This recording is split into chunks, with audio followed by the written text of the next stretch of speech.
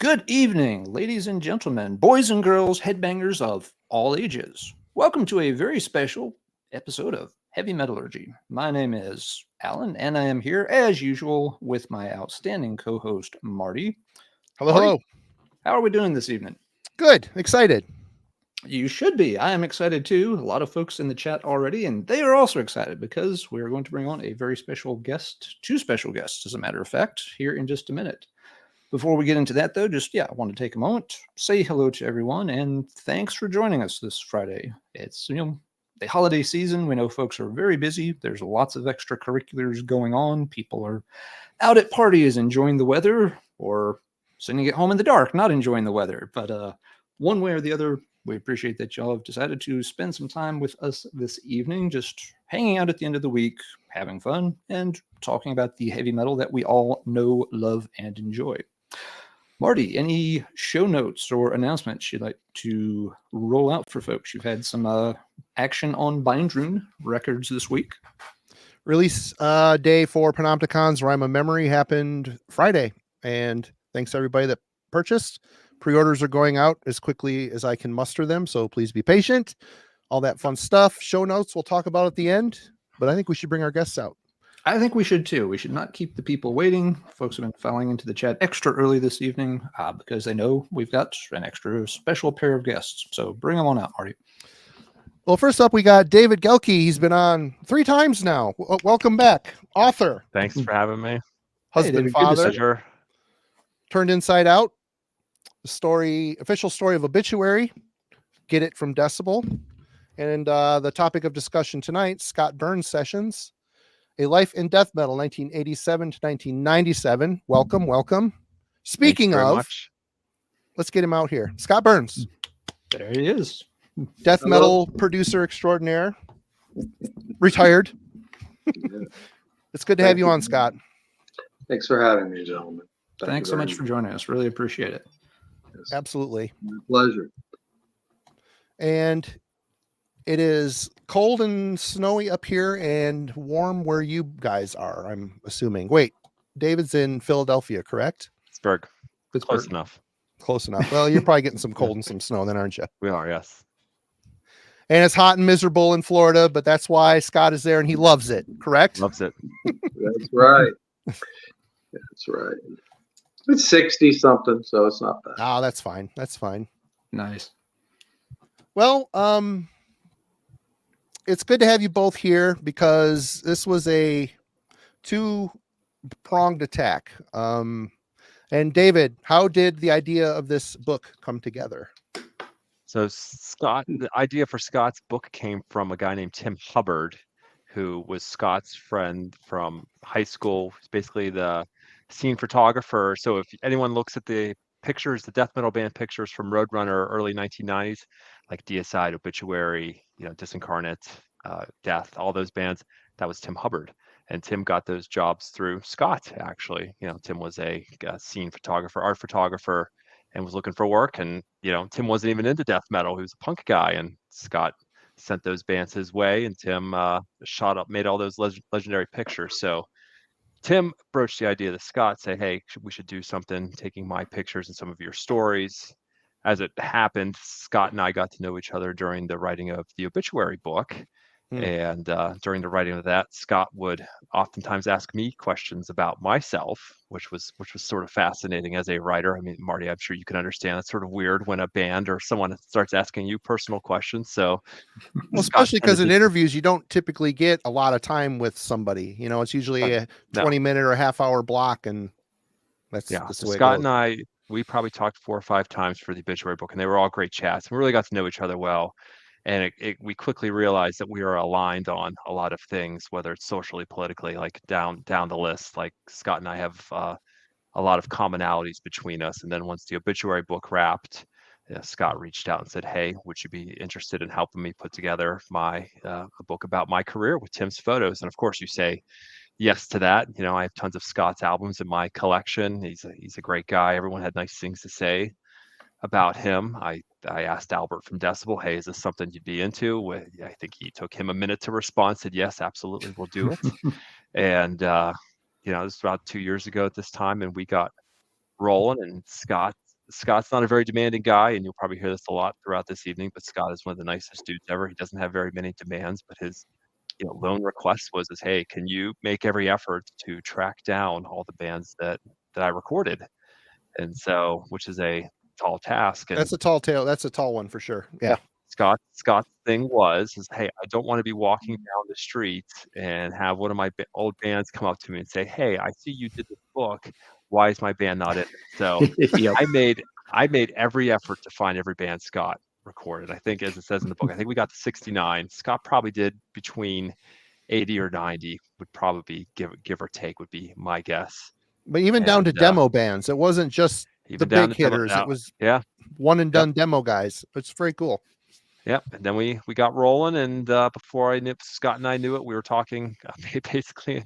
We talked every Thursday around 8, but we texted often and talked frequently, and it was a lot of work, but it never felt like work. I know it's a cliche, but before we knew it, we had this gigantic book on our hands, and we turned it in, and it came out not too long ago, and here we are today talking about it. It's awesome. And Scott, did you have a clear vision going into this, how you wanted the retelling of your tale to go, or is this something that kind of unveiled itself as you guys got into the thick of it? I had no idea. No, there was no idea. My buddy Tim Hubbard, like you mentioned, the photographer, he and I were having lunch one day, and he was talking about it, going through some photographs. We talked about doing something and all, and at the time, like I said, I'd talked to David quite frequently for Obituary, and we set about doing something, and because he had all the photos, it was going to be like more of a photo book with just me talking about some of the bands. And eventually we just figured out that like it was probably something where we need to have some professional input and things like that, because it was, the more we thought about it, it was a bigger project. And obviously I got to, as David said, got to know him and talking to him, and I felt very comfortable. And I just, at one of our last, I guess, obituary interviews, I broached him and said, hey, would you guys, or would you be interested at all in doing something for it? I mean, and I knew Albert slightly. I mean, I didn't know who David worked with, but I mean, I knew Albert was cool with Decibel and stuff. And he got back, and then we talked one time with Albert, and they said yes. And like I said, we just spent many, many, many, many hours every Thursday, if not more, talking about all the bands. And he did yeoman's work, because like I said, I really didn't want it just to be about some of the bigger bands, because to me, all the bands at the time, you could just come into the studio and record with me if you didn't have a record deal. As long as you paid at the studio, Morrisound, it was an open door policy. And there's some great bands that didn't get big deals, in my opinion. And I just always would feel uncomfortable if some of them, or even some of the bands that commercially successful, didn't get included. It would have bothered me. So I appreciated the fact. And he I'll be honest with you, he found some bands that I didn't even quite remember. So like I said, he did yeoman's work, and I can't thank David enough for that. And I thank Albert. And the book came out, exceeds my expectations greatly, and I couldn't be prouder. And so, it came out wonderfully, I think, and I hope everyone likes it, because like I said, it's really about the bands. And back in the day, it was a great time for death metal. Definite feeling of camaraderie that comes through the book for sure. I'm sorry, Alan, go ahead. Yeah, no, yes, it definitely does. If folks haven't had a chance to read it, they should definitely check it out. One thing that Marty and I both noticed about the book was that it kind of jumps right into, quote unquote, the good stuff. These books are usually formatted where you spend some time going through people's, early life. You get the picture of the 6-year-old, Scott Burns on a tricycle, and, stories from friends and family and all that. But y'all didn't format it that way. There's a little bit of intro stuff about, Morrisound getting set up and built. And then it kind of right away is talking about you working with Agent Steel. Was it a conscious decision from the beginning to kind of build the book a little bit differently, or why did y'all decide, not to make it, a full life story and just kind of jump right into, the professional recording stuff? I think Scott and I decided rather than it be a typical narrative, where you have chapters and there's quotes interspersed throughout, we would take it album by album. And the only way really to do that was to have, a timeline. So we put the hard beginning at Agent Steel Unstoppable Force, which is Scott's first credited metal production. Which I did not even, I've had that album forever, didn't know it, had no idea. I was an Same here. assistant on that for Dan Johnson, but and let's be clear. I mean, Scott was around in Morrisound when, Obituary as Executioner were coming in and recording their stuff, but he wasn't actually credited on those. So I needed to find a way to start the book. And so, yeah, Alan, I mean, you're right. Scott, we did include a little bit of Scott's background on what he was doing before and how he got into it and how some of his friends helped him run live sound with punk bands, everything like that. But given the volume of bands and number of albums, I mean, we just dove right into it with Agent Steel, and I think Whiplash is next, if I'm not mistaken. Yep. And then we just rolled through. I mean, there's tons of albums there, so we really cut right to the chase. Yeah, I think it works really well. That you jump right into it. There's nothing wrong with doing it either way, of course, but yeah, you really do sort of immediately feel like, yeah, you're getting right into what most people are going to find, the most interesting topic. Rather than doing 36 pages of and then at the end of chapter 3, Scott discovers, oh, there's a new studio being built. Maybe I should go check into that in chapter 4 or something. So yeah, it really does let the reader get right into that kind of stuff. I'm not wild about books that do that either, Alan. So I'm glad we're on the same page. Yeah. There's nothing wrong with it. I understand why they do it, but yeah, it was kind of a very nice, refreshing change to see you format it the way that y'all did. Absolutely. And David, as I was reading the book, was the Beneath the Remains section of the book. I started to have the realization that this might be the closest we get to a classic lineup of Sepultura reunion.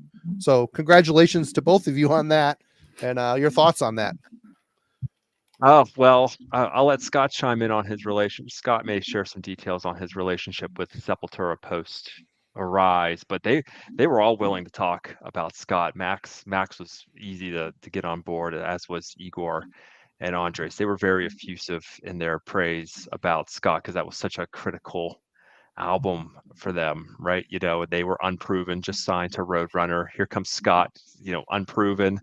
Monty Connor from Roadrunner sent him down over Christmas to Rio, and the rest is history. But that to me, and I think it's highlighted in the book, was one of Scott's first real pivotal production jobs, just on the sound and everything with Sepultura. So I'm sure Scott could fill in the blanks on that experience too. No, Sepultura was awesome. I mean, Paula was nice and just texted me the other day. I guess they're down in Australia touring. And, I see as of late, I mean, I saw Paulo Andreas last because Sepultura was touring. I think they opened for Testament. It was the last time I saw them. But I guess Max and Igor had come to Tampa, but I was out of town camping for Cavalier Conspiracy. And it was awesome because, the Obituary guys, the Executioner guys, we would listen to their stuff. And then, as David said, they tried to get a bunch of the bigger name producers at the time. John Cunabardi did Violence and a bunch of bands. Randy Burns, Testament guy, which name always escapes me. Oh, Alex Perales. Yeah. Alex Perales, thank you. And a lot of these guys, Sepultura was probably a little outside their wheelhouse, was a little extreme, and it was in Brazil. And there was not a lot of money at the time. It was a small budget record. And so, Monty and them kind of said, well, hey, Whiplash guys had said good things about me. And, I'd been around from Dan Johnson's stuff at the studio and, Obituary guy, Executioner and stuff. So I went down there and it was amazing. And like I said, it was a really good time. And, I was quite lucky. So it was a good time. Even got robbed down there. They just took shit out of my hotel room, like my cassette player and stuff like that, boombox back in the day. Nothing like, but and they thought it was, it was all bullshit. They said, oh, it's an inside job because, they had long hair and they're a metal band and stuff like that. But that, it's just life in Brazil. Probably the more interesting thing was, like going through customs is I only had so much money given to us because of the budget, and I brought down like a Marshall head and drum heads for Igor and strings and stuff like that because it was harder to get stuff in there. And Max had met me at customs with a friend, and it took hours to get through customs because all the guys wanted a bunch of money and to pay for the stuff to get through. And so I think Lino was his friend's name. Forgive me for forgetting, but it took hours to get somebody that would only take like $300 or $400. I remember having to, I guess, call Monty, or I forget how. Obviously no cell phones or whatever, but get a hold of him and say, hey, dude, we're out of money almost because I have the money to supply for food and stuff and hotels and things like that. So, anyway, and obviously Roadrunner was cool and sent more money and stuff, but it was just a different experience because, like I said, Brazil back in the day taxed everything wasn't that they just singled us out but they taxed any kind of technology that came in, and because I was bringing stuff like that, we qualified. But it was an awesome time, and I was quite lucky. Very cool. See, Scott, one thing that it's touched on just a little bit in the book, but not y'all didn't go into it too much. You really came from more of like a punk background with the punk scene, more than a like traditional heavy metal Iron Maiden, Judas Priest kind of thing. What drew you into the punk scene, as a youngster? What really attracted you to that? Well, I liked hard rock, heavy metal. Like Priest stuff, Def Leppard, anything. Whatever, Black Sabbath, any kind of hard rock, Thin Lizzy, UFO, Michael Schenker's the best thing ever. Anything. When I was a kid, but I will say this, when I saw the Sex Pistols on TV and my parents thought this is complete shit, and I was just against corporate or big, to me as at the time I just liked anything that was anti-establishment. And, that was back in the day. I'm an old man now. I'm 60. AOR, album-oriented rock, for anybody that doesn't know, and stuff like that, where Paola and things like that it just got, to me, it was too corporate and mainstay. And I just really always liked stuff, and I just thought it was outside, and I liked it. I'll be honest with you is that I soon became, the thing I liked ended up, with the punk stuff. I really liked it a lot. But at the same time I eventually became disenchanted with that because of the musicianship of it. And that was the thing I admired about, like I said, when Savage was in, Nasty Savage. They were a big influence. I can't say enough they weren't one of my bands. They were Slagle's band, and Jim Morris recorded them. But I would do live sound for them, like live sound for Executioner, the Obituary guys. I knew all these guys because I was in the studio and I was the assistant at the time. And I just liked anything that was outside the norm. You know what I mean? Like, I liked extreme music or anything that was not so much corporate or whatever. And even, like I said, as we can talk about Iron Maiden and Kiss, they're great bands. I liked them for a time, but for a time I really disliked them because they were more like mainstream or whatever. But so I liked the fact that they were extreme, and I also like the fact, like one of my favorite bands ever, which I don't mention much, is Steely Dan. And what the fuck does that have to do with metal or anything? But I like the precision, the music. Asia rules. Big Asia fan. Yeah, musicality of it. So I mean, so that's what I really liked and that's why I really liked for me with the death metal guys and all that is how hard they practiced. They were really good at what they did, and it really bothered me back in the day. Just, I mean, obviously, I say that, but I mean, like a lot of people in the metal industry, and I get it. They thought we were all shit, or I shouldn't say we, where the bands were shit. And I don't mean that they were shit, but a lot of people really weren't into it because they just thought it was too fast, too loud. The vocals were grunting dog vocals and stuff like that, And that reminded me of the punk rock stuff. Like, fuck you guys. Why should this stuff sound like shit? Why shouldn't you care about it? Why shouldn't these guys are working hard? They're cool. They play hard. They're really good. It's just outside the box. And so to me it was a perfect match. And I'll tell the story again I remember the photo for Slow Louis Rod is by my buddy, inspiration of the book, Tim Hubbard. And I think David mentions it is, and I remember him telling him, we were more into Exploited, Black Flag, Crass, things like that.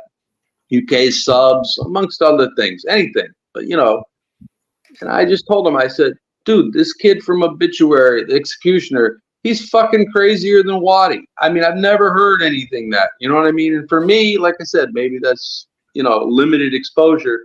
But I was like, John Tardy, I said, this guy's fucking crazy. You got to check him out. And then Tim, like Tim heard it and said, yeah, it's crazy. And then he ends up taking, he took the photo and stuff. And like I said, to me, his music's more than just, one type of thing. I think like I said, if you're open to certain things, you can just say I appreciate it. So that was, to me, I just appreciated how hard these guys work.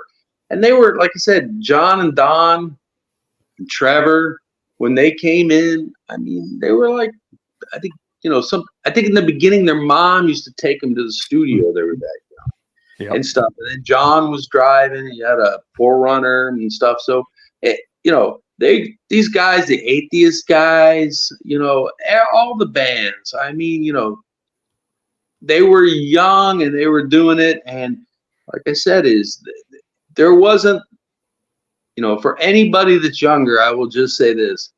The love that's getting now, it's just all metal, which is awesome. That love wasn't so much always there. It was very much underground. Yeah, very much so. Yeah. You mentioned that you kind of got started doing live sound for some of those bands on the scene. Was there something that drew you to doing live sound instead of maybe, playing in a band or doing other aspects on the punk scene? Because you knew how to play bass, if I understand correctly. Was there something you thought like, I think I'd rather do the live sound rather than try to write or play music? Well, I played trombone when I was a kid forever in like concert band and all that stuff. And then I dabbled playing bass, but I was pretty terrible. Nothing more metal than trombone. Darn right. I said there's nothing more metal than trombone. You should have brought that out. Trombone, yeah. Okay, But anyway, so that's a good one. But my friends had like a old wave punk band, whatever, and they needed a sound man. It was right out of high school, and they were like, well, hey, you played a little bit, blah blah blah, you want to do sound? And so they taught me. They had a PA, and I just started doing live sound, and I liked it. And then we won, not to go on to it, but we won like a little battle of the bands bullshit thing. And they got to record at a studio. And we went to the studio and did one song in Tampa. And it was a terrible little studio. And once again, this was one of my early studio experiences that scarred me for life, I guess, was the engineer didn't give a shit about us. Whatever. I mean, even then, because like I said, it wasn't metal or whatever, but we were different. He didn't like it. And, every time we'd ask him to do something, it was like, oh, this is, grunt where, oh, this is too much. And anyway, so that's when I went around and I said, fuck this. I said, there's got to be a good studio in Tampa. And I drove around, and guess what studio I found? I found Morrisound with Rick Miller, with Tom Morris and Jim Morris, and that's when it was a little studio on Nebraska Avenue. And went there. It was a teeny tiny place, and I would pay bands to. This is long-winded. I would pay bands to record there. I would pay like half the price. I'd say like the bands that I did live sound for, hey, if you let me record you, I'll pay half the studio bill that way. And Jim and Tom and Rick, if I fuck it up, I won't fuck it up too much because I'll make sure it's okay. And we would go on our way. And then they needed an assistant, and I was going to school, and I ended up working there, and the rest is history. And I can't thank them enough because, like I said, if you're a fan of any of my work, it's only because of the Morrisound guys, because I learned everything from them. Right on. Well, I'm going to leave you up here because I mentioned them already a little bit, Nasty Savage and Sabotage, regarding the formative years of the scene. They're both mentioned in the book, and I've heard it elsewhere as well, as being universally admired by people in the scene. Both bands strike me as a strange bedfellow for a scene that's largely built on dissonance, brutality, and disharmony. What do you think both bands, why do you think both bands played such an important role in the development of Florida death metal?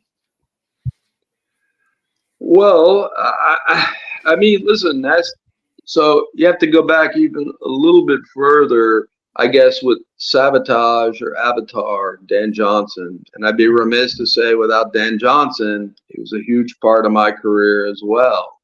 And, he's had Par Records, which signed Avatar, which became Sabotage. The Dungeons Are Calling. The Rack Waits for You.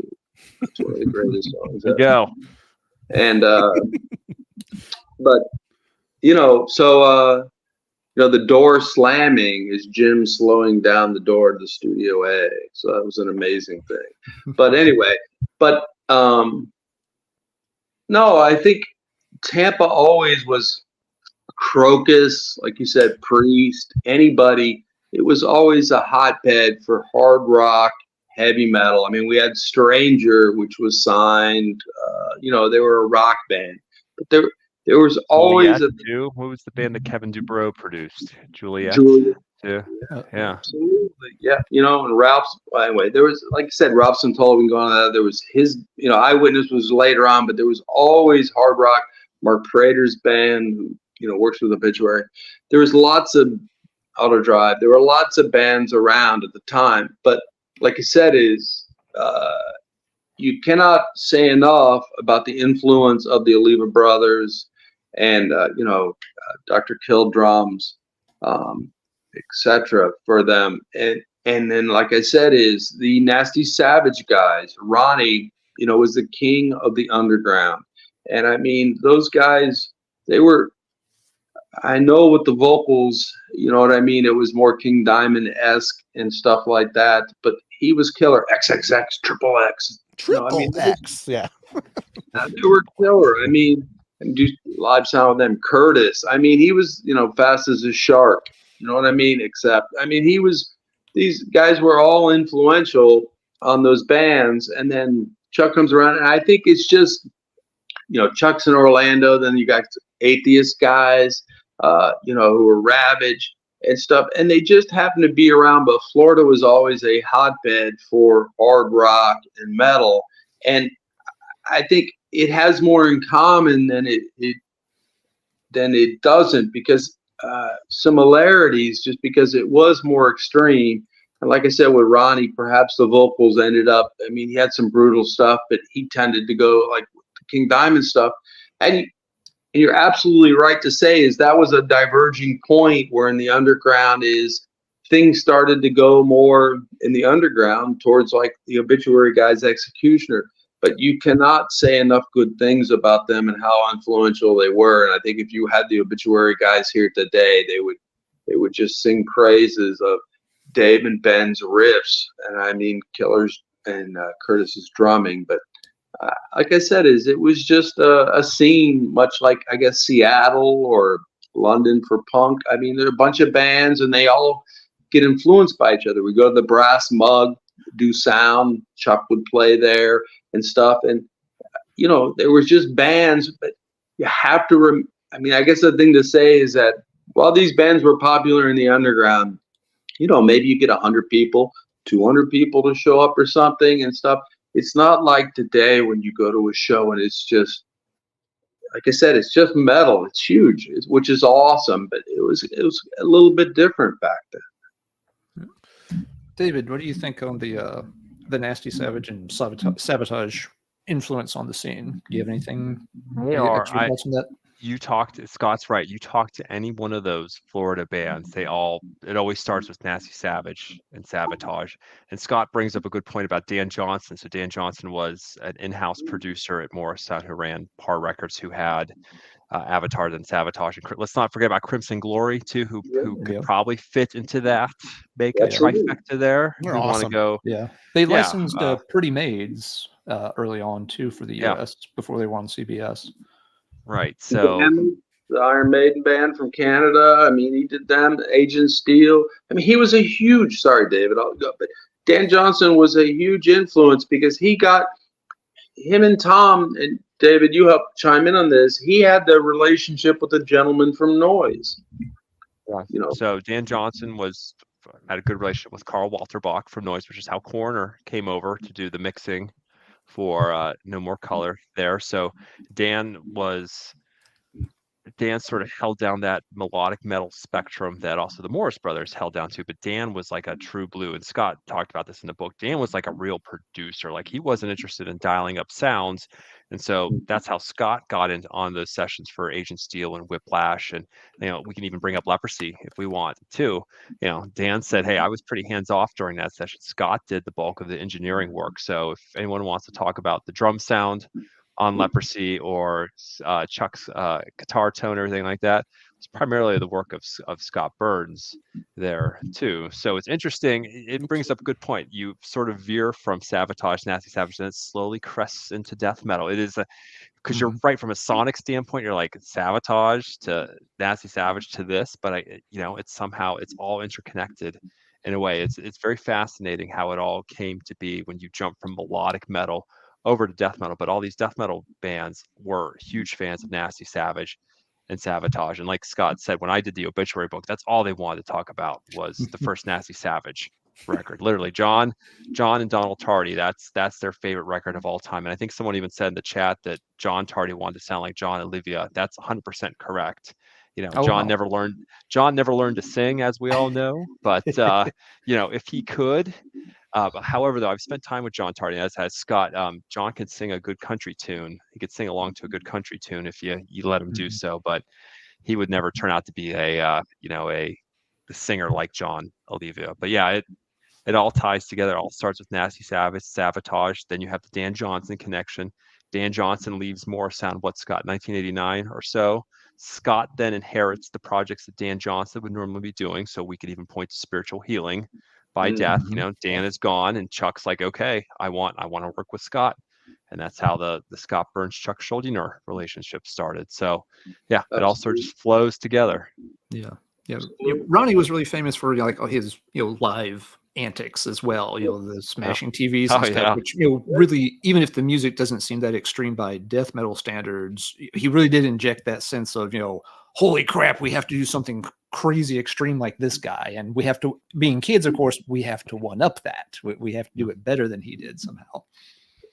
He was an awesome showman. You're right, smashing the TV. I mean, yes, I mean, he wore some leather and stuff like that. I mean, they were killer. I mean, I remember doing live sound for them. We opened for Impaler. You know what I mean? And not that it was Impaler, but I mean, they were big draw. They were a better draw, but no, I mean, they were very influential, and like I said, a lot of bands. And Dan has a lot to do with that because he really was around the scene. And I think if you want to go back to wrap it up, is that you have to remember that John and Don and the Atheist guys and Chuck and all them, they were digging on that. They were probably like 14, 15 years old. So between Maiden and stuff, and and then Possessed and things like that, that was all forming, and Celtic Frost and churning around and stuff like that. But they were an influential, and you can't say enough with John Oliva. Listen, it's not my cup of tea, but I can remember at the end there when he was in there with Paul O'Neill doing Trans-Siberian Orchestra. And I'll be honest with you, I was like, what is this stuff? Right? This is like heavy metal Christmas music. Look, I'm the stupidest man on the planet because, they have their own channel now on Sirius and XM and all that. They're huge. And John Oliva is probably, I will say this, one of the most talented people I've ever experienced sitting in the studio, even though I never recorded him directly, just hanging out with him forever. You could ask that guy to play any song, and he'd have his little keyboard with him. He could sing it and play it. He's beyond talented, but for him to go from, what John Oliva's paying, and then to, Trans-Siberian and all that. He's a very talented man, and he was a huge influence on the Tampa Bay scene. Huge. Well, Scott, how would you explain or describe or categorize the Florida death metal sound to someone who hadn't heard it? Well, I'm a bad person to say. I guess you're the king of it. Come on. Well, if you're Obituary, then you're playing just slow, heavy, ultra heavy guitar riffs, chunky stuff, and then you've got John's vocals, who Ozzy said was so over the top he couldn't believe it. I remember when Slowly came out, Monty called, and I'm not saying Ozzy loved it, but he thought it was the most crazy thing he'd ever heard as well. It is. I don't know if they know that story, but when Monty Connor somehow got a hold of someone within Ozzy's camp, and this is when Slowly Rewrought was blowing up, and Obituary was still seen. No one knew what John was saying with his lyrics, and their faces were obscured on the back of the photo. Monty somehow got a hold of someone within Ozzy's camp and had them hold up the phone and play them Slowly Rewrought. And so we can all imagine what Ozzy's response would have been, his Ozzyisms. But yes, that story has been shared a few times with Scott and I. But yeah, that's pretty wild to think that Ozzy heard Obituary. Crazy. But I guess if you had to say what death metal was back in the day, it was faster. It had blast beats.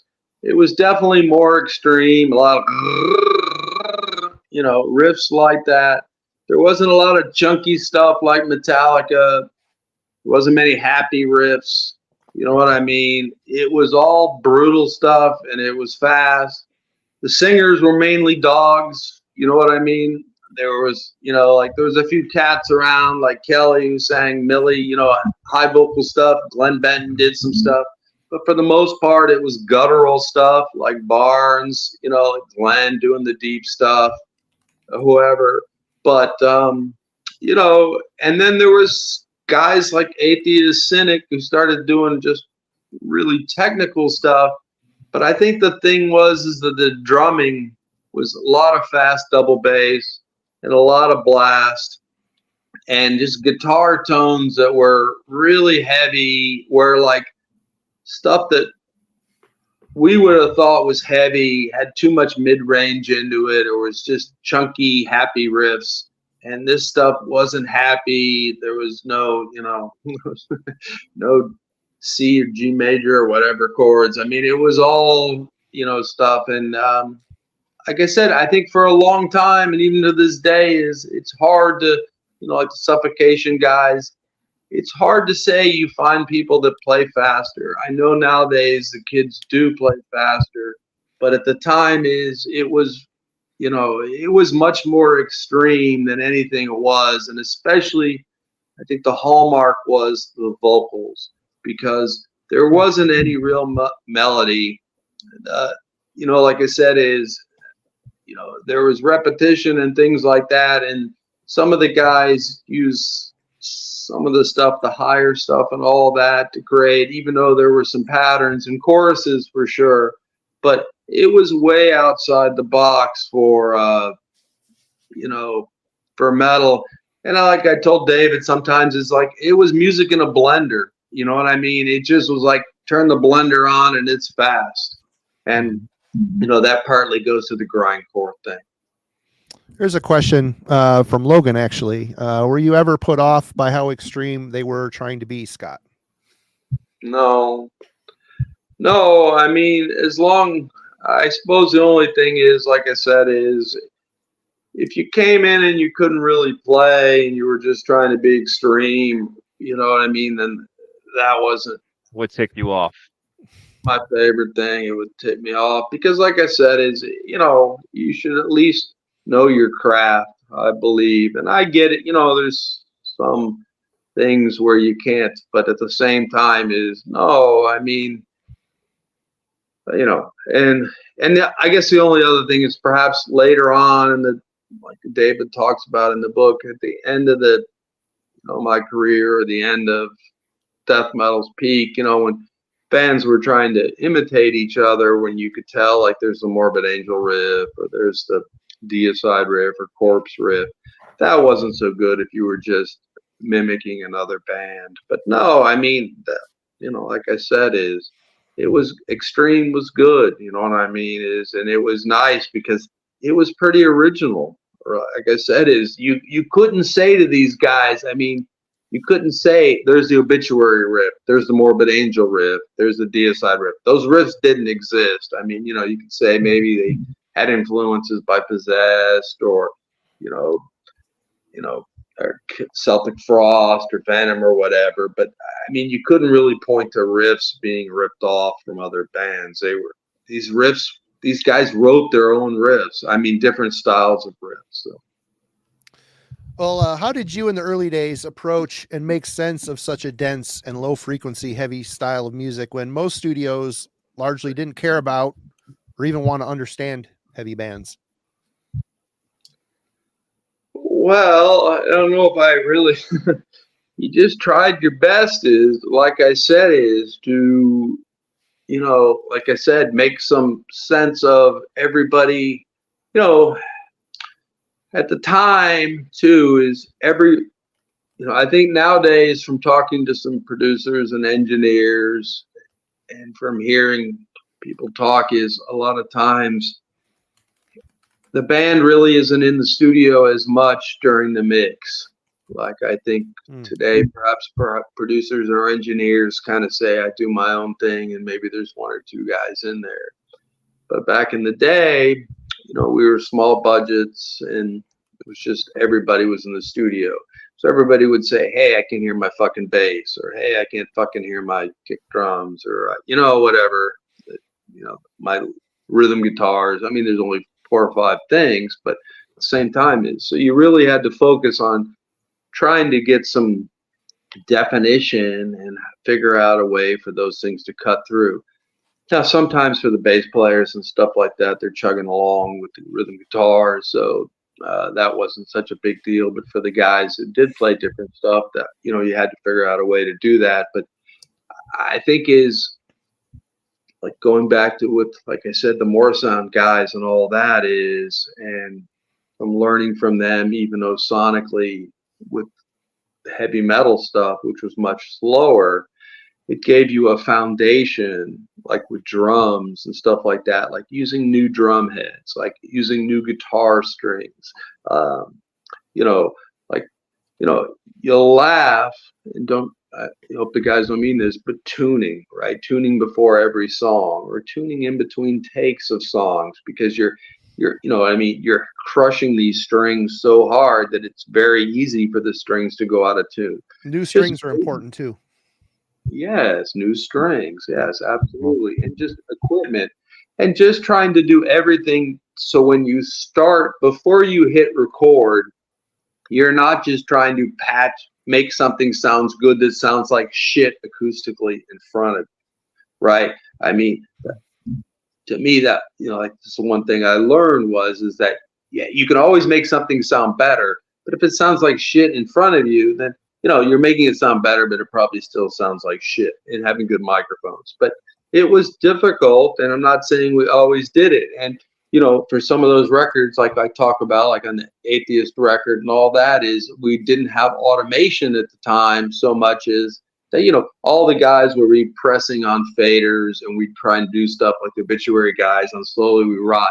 You know, everybody helping to mix and do things because the technology wasn't so good, as good as that, but just to try and do it.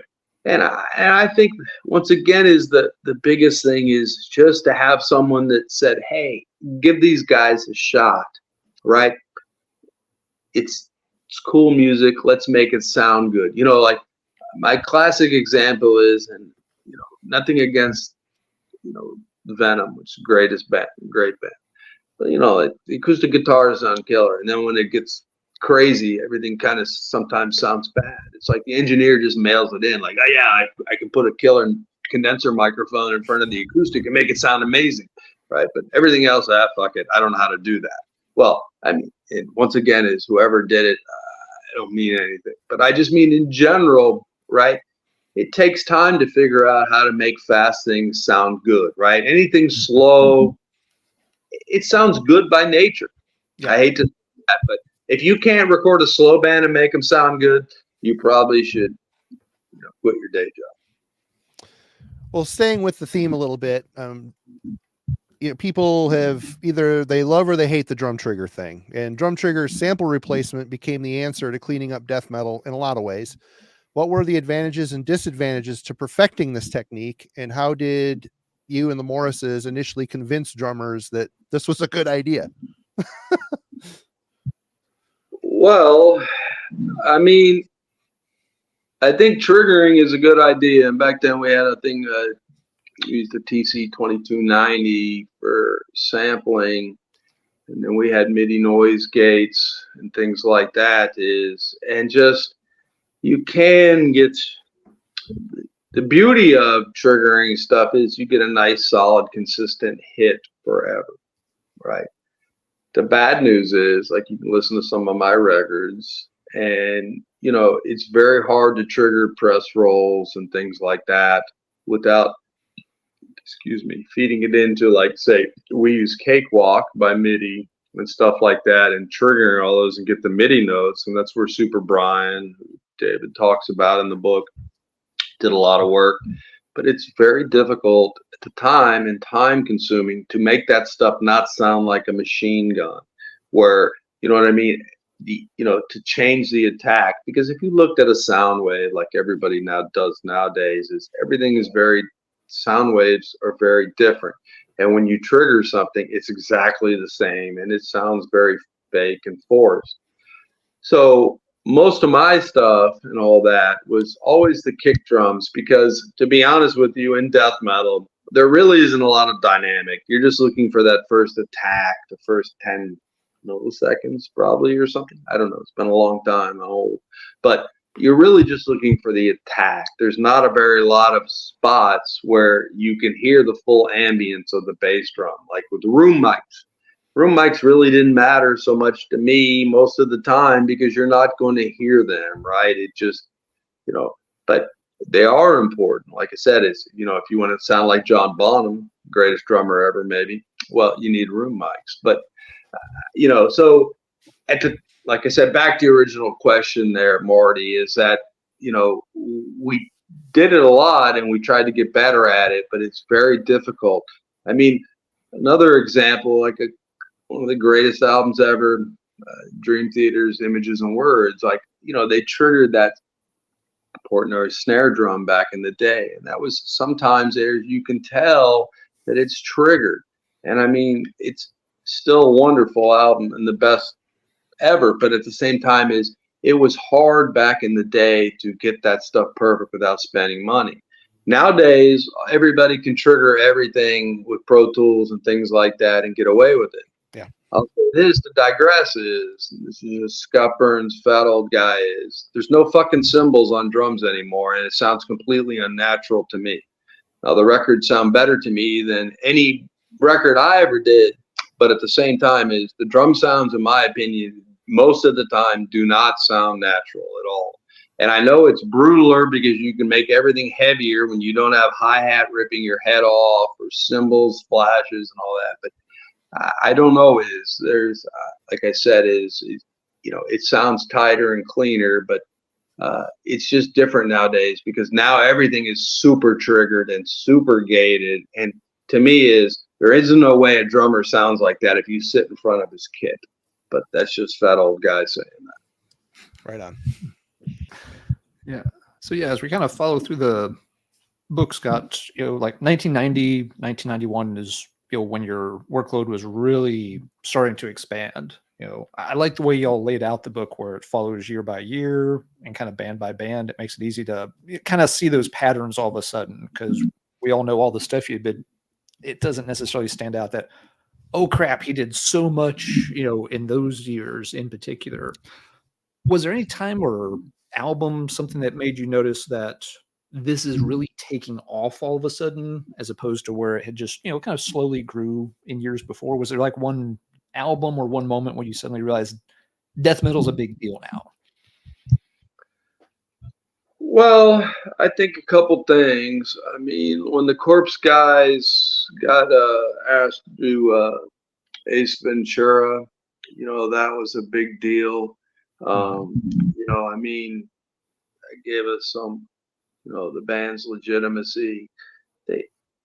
You could tell they were getting bigger because even like I said, the big bands like Anthrax, Slayer, Metallica, Testament, the bands were smaller than that, drawing crowd wise and stuff like that. But yet they were getting, a lot of tours. They were always in Europe. The European kids were way ahead and always loved the bands, and they did well there.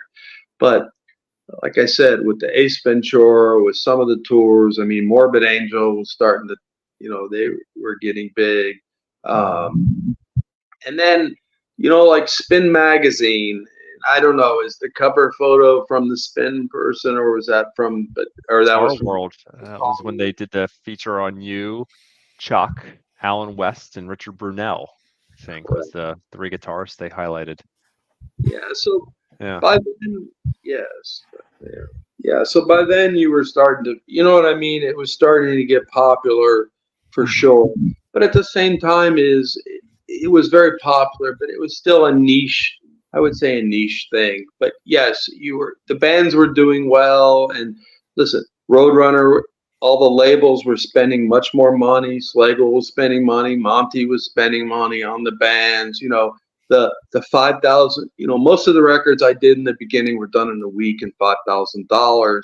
Some of these bands now were, like Chuck and all that, were getting $40,000. I mean, not to talk about funds, but in other words, that was a substantial amount of money relative to the initial thing where they could take their time and record. So I would say when all that stuff started to happen, that yes, you know what I mean by, Alan, you're absolutely right. By those times in the mid 90s, it was starting to take, you know what I mean? There was definitely an interest in it.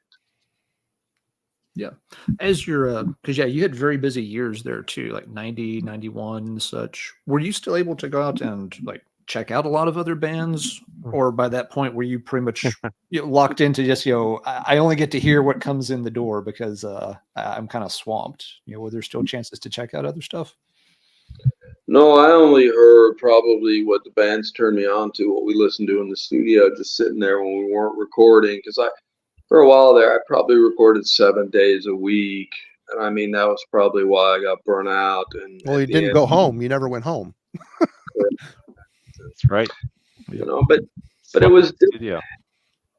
The thing was, Jim and Tom were very cool. Is we would try and make up time by working longer days. So in other words, we would buy 12-hour blocks of time in the studio, and Jim and Tom were always okay with just saying, "Hey, you can work as long as you want," because really you preserve the time. Even though probably we should have been charging them extra time for the overage, but because it was me, we would just do it. But no, there was a time there where I worked a lot every day and stuff, and there were a lot of bands coming in, and and it was great, but eventually it probably led to, as David talks about in the book, the oversaturation, of me, Roadrunner, Dan Seagrave, the whole package of, Well, Scott, you have clocked in countless hours learning how to interact with people in a stressful environment. When did you realize on this journey that mastering the art of de-escalation was key to your own sanity and everyone else's success?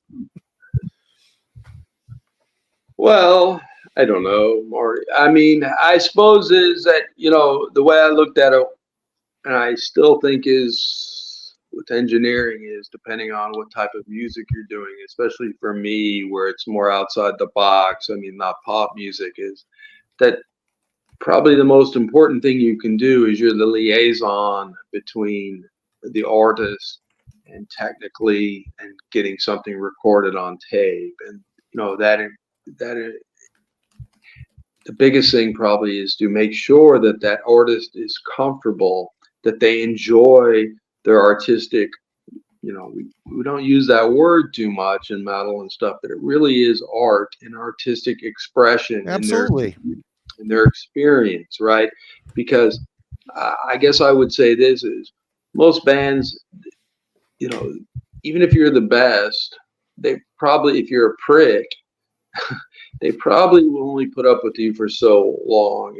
And at the same time I think they really appreciate the fact is, and I'm not saying I did this, but I think I tried to do this, was that enjoy the experience where they enjoyed their recording, where they felt comfortable.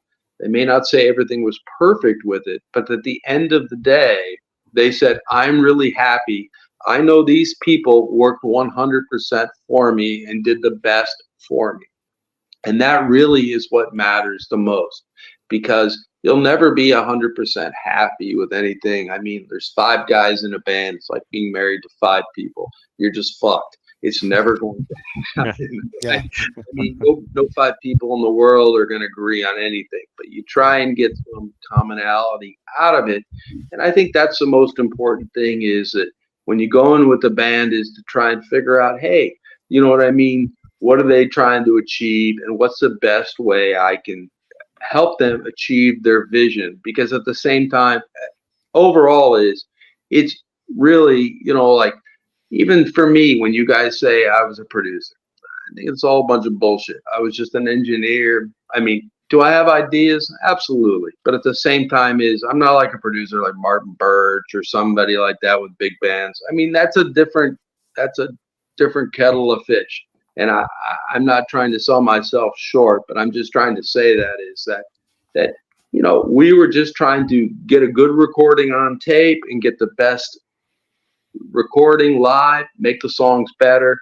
But we didn't sit around and talk about trying to sell extra records. Now the label tries to do that bullshit, but look, how many extra records can you get out of Obituary, Deicide, Cannibal Corpse, or whatever, right? I mean, the Taylor Swift kid ain't going to buy them. So whoever they think they are, then Their dads are, though. Parents will buy them.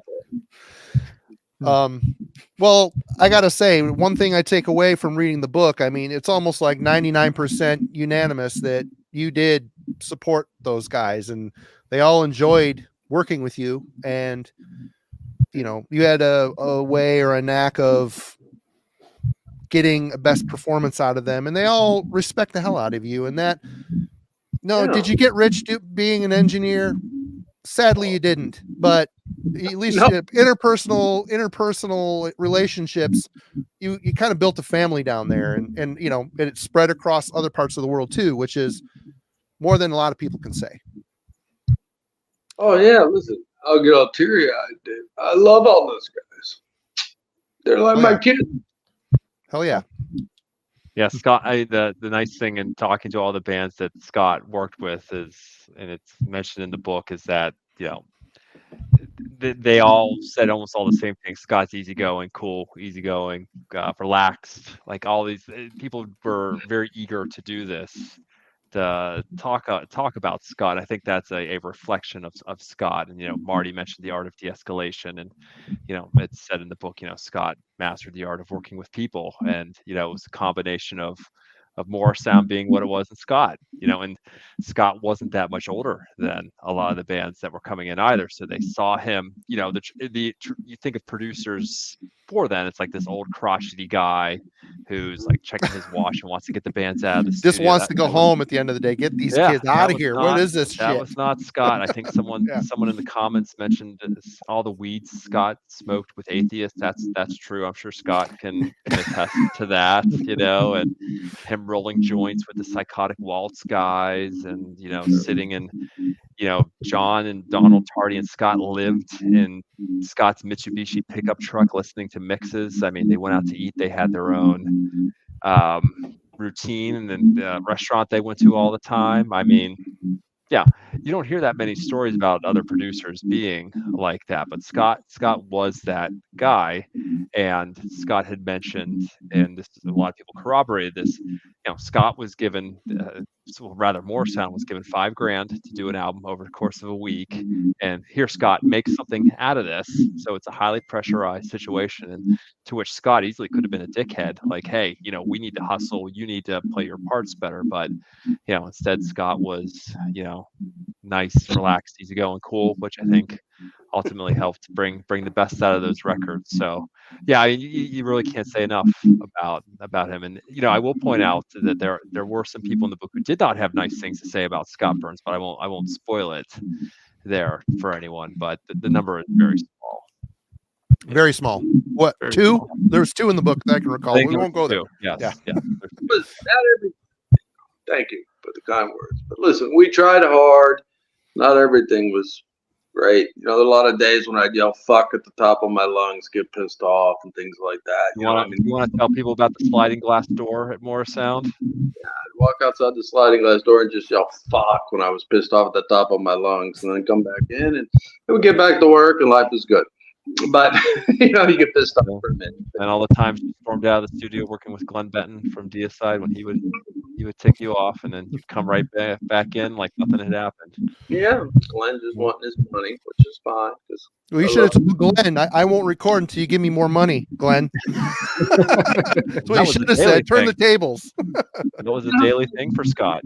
I mean, Glenn was smart. I mean, it was got to be paying the ass at times, but he wanted his money, and he knew that's how he get his money, right? And he thought that the label wasn't paying him his fair share. So whatever. And at the time, was it a pain in the ass? Sure, sometimes. But I love Glenn, and it was nothing towards me. It wasn't like, even though he'd say, me, I'm fucking you, Monty's fucking you. He just wanted some money to buy weed, and that was cool, But we tried. Listen, I'll just say this: we all tried our best. Some things came out better than others, and you know what I mean. And not every, like I said, we go back to Harmony Corruption with Napalm Death, in the Mitsubishi truck. I sat there with Mick Harris after the mix, and he said, "Dude, I think it sucks. It should sound like Entombed." And I was like, "Hey, I'm sorry, it doesn't." And what do you say to a guy, right? I mean, he's a legend. He's a fucking legend. I mean, he's a bigger people say I'm a legend. That's bullshit. He's a legend. He's the father of grindcore. So you win some, you lose some, right? And I mean, you try your best, but I think the thing was we were all just kids. We were winging it. Nowadays, that's the one thing, back to Marty, you're talking about, and Alan about the new bands is all these guys are like Tiger Woods now. They've seen the blueprint, the roadmap. They know how to make everything fucking killer, right? They know how to tune. They know how to get the heaviest sound. They got plugins. They're all phenoms, right? Back in the day, it was difficult for us because we would just go to the music store and get every amp we could find if the guy didn't have a sound and try and find one. Nowadays, you can find your best sound. You just plug it in and you can probably get it. So off you go. But like I said, you win some, you lose some. But we tried hard, and I appreciate the guys. Like I said, I love them all. They're like my kids. Right on.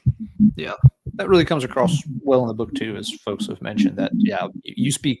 You're very gracious, about all the folks you worked with. There's only one person I remember you going off on in the book, and it really had nothing to do with somebody you worked with. But again, we won't name names here. Folks can read about it. And yeah, at the same time, yeah, the bands are all very complimentary and really thankful for the work you did with them. But let me just end with this, or say this for a second. Oh, please go ahead. Bands that I left, what year? 97, something like that. Most of these bands are still around. They made more records without Scott Burns than with Scott Burns. Now, hopefully they learned something with me. But they're great bands because they write great songs. I never sold one T-shirt. I never sold one ticket. I never wrote one song. They're great bands because they put in the time. They put in the effort. They deserve all the credit. Scott, you were on the flyer, and I don't know if Marty went to this, the 1991 Milwaukee Metal Fest. Scott was on the flyer. I was not You there. were not there? No? I didn't go until 99. That was my first one. So, yeah, they put Scott Koshik, Jack Koshik put Scott on the flyer. Live sound by Scott Burns. Back to Alan, that was, that was another thing where you knew that perhaps, when they were inviting you to do that stuff. So yeah, and when Chuck invited me to do sound, like I said, when they asked me to do sound for Chuck because he had trouble touring, back, when we did individual thought patterns and stuff. But no, the Metal Fest was great. I think Dahmer had just gotten arrested or whatever. Oh, yeah. He just lived down the road from Eagles Ballroom, didn't he? Or he used to go to a bar there that was down the road from Eagles Ballroom. Anyway. Yeah. But they were good days. So. Good deal. Yeah. So, David, one thing that you documented, when again, and like you get to those chapters around like 91 heading into 92, that there's a lot of bands coming and doing work. It also though seems like there's some changes happening in the scene around 91. For one thing, some of the albums that were coming out were starting to get more negative reaction. People were being harsh reviews and stuff than they had been. And is there anything you came across as you were writing and researching, talking with bands, David, that made you? Did you think of what is the reason for that? Why was it? Because we think of 91 as still the heyday, the golden years. Yet at the time, you're saying people were already kind of starting to crap on things a little bit in reviews. Do you have any ideas why was that? Scott brought up a good one with Effigy of the Forgotten, Suffocation, which is a classic, right? I think everyone here can agree that that's a classic album. But when that came out, they crapped all over it. Jeff Kitts was one of the reviewers who trashed the record and trashed Scott. And so I think that was sort of a signpost that maybe some people really didn't understand death metal. But you talk about the changes there. If you look at a record like Effigy, that's a technical death metal record, right? So 91 is when the tide started to turn, when there was more technical death metal bands. And granted, you can go back a few years before with Atheist, who was already doing the technical thing. But around 91, and a lot of people point to Death's Human as a turning point there. Chuck was very happy to keep Bill Andrews in the band up until the whole European tour thing, when he and Terry Butler went to Europe without him. And then, Paul Masvidal got him hooked on Sean Reiner, and that changed everything for Chuck. Scott had mentioned to me and a lot of people, Chuck was always paying attention to what was going on in the scene. And so, Chuck seeing all these new technical players coming about like Sean Reiner certainly changed things for them. So, 91 was a big turning point when the scene started to get technical. And Scott saw it all the time with bands coming in, playing more technical and brutal material. And it went from death metal being a sort of like a simplistic type of thing, like the Autopsy sound, the Scream Bloody Gore sound, Leprosy, to Human, Effigy, the Pestilence stuff, Testimony of the Asian, Atheists, things like that. So 91 was a big turning point for the it really seems like it. Was there something in 91 that really pushed that narrative? Was it just the fact that these guys had been playing for a few years and they were getting a lot better and wanted to expand, or was there Did somebody bring in new influences that they like, oh, wow, we haven't heard this kind of more technical progressive stuff, and they started to incorporate it into their sound?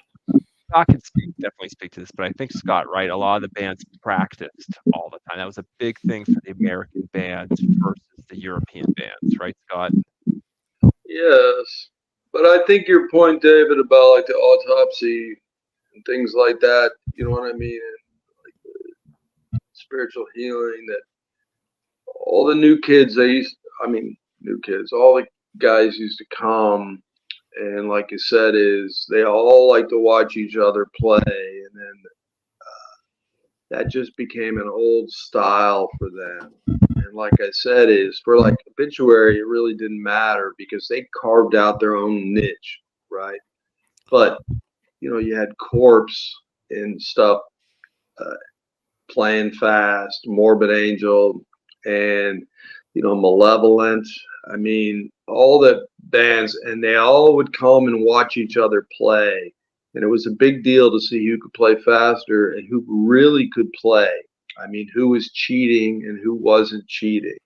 So I think that progression, it just, it snowballs, right? I think, like you said, but your point's well taken about Autopsy back in the beginning, right? That was okay, like with spiritual healing, and Chuck definitely was aware of that stuff.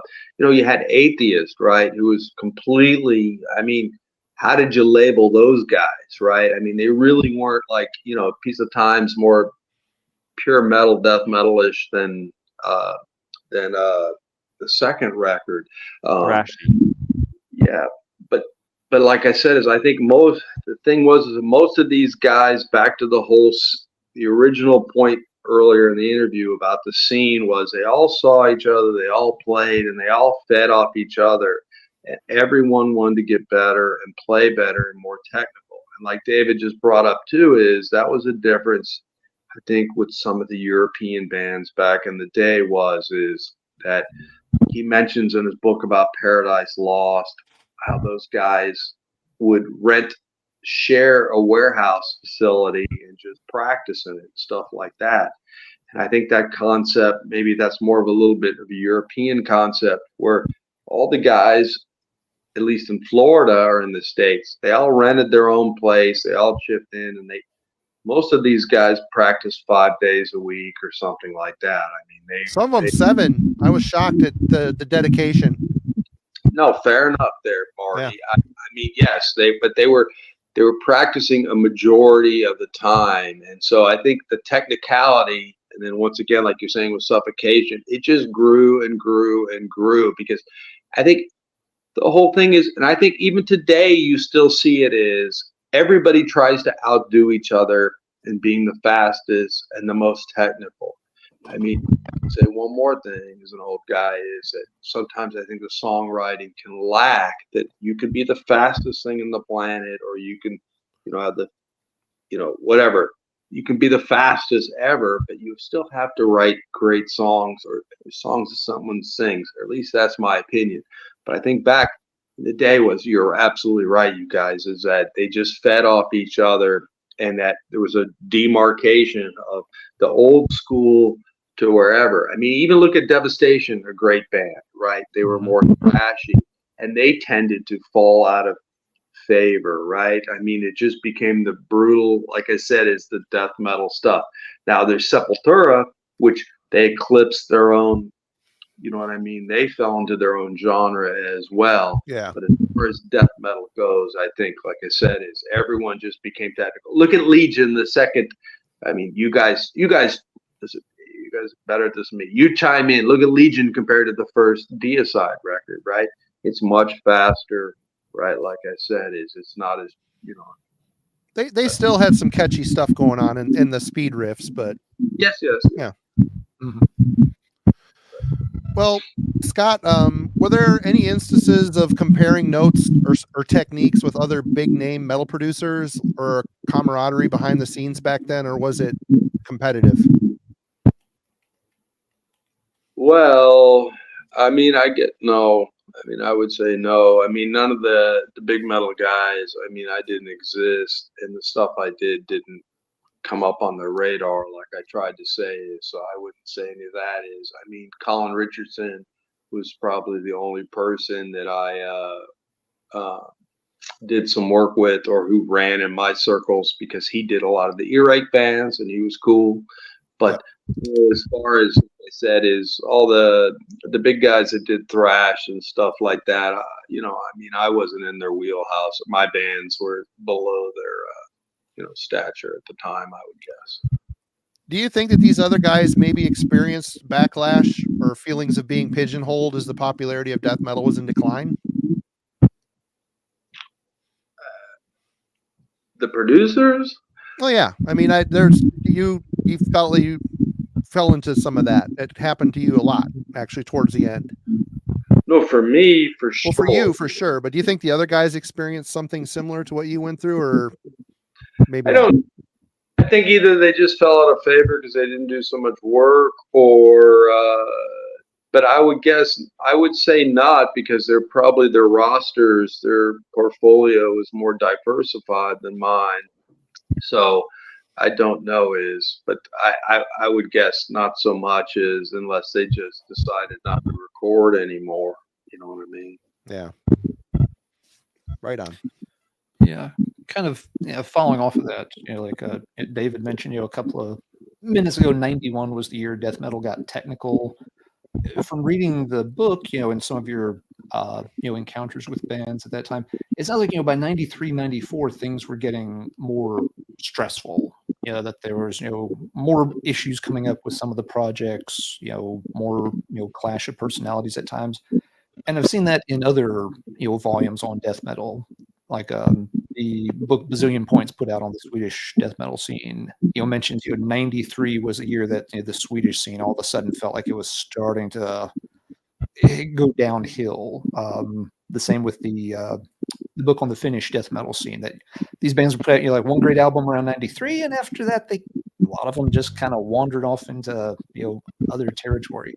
Was there something happening in death metal around 93, 94 that was kind of making it less fun, or was causing everyone to kind of get a little more stressed out? What happened around that time that all of a sudden was making these issues pop up in the scene that had kind of built up and was doing really good up to that point? The big thing Scott talked about was bands now had longer times to write an album. So if you think about that period, 89, 90, 91, you had like an album a year because bands weren't touring as much.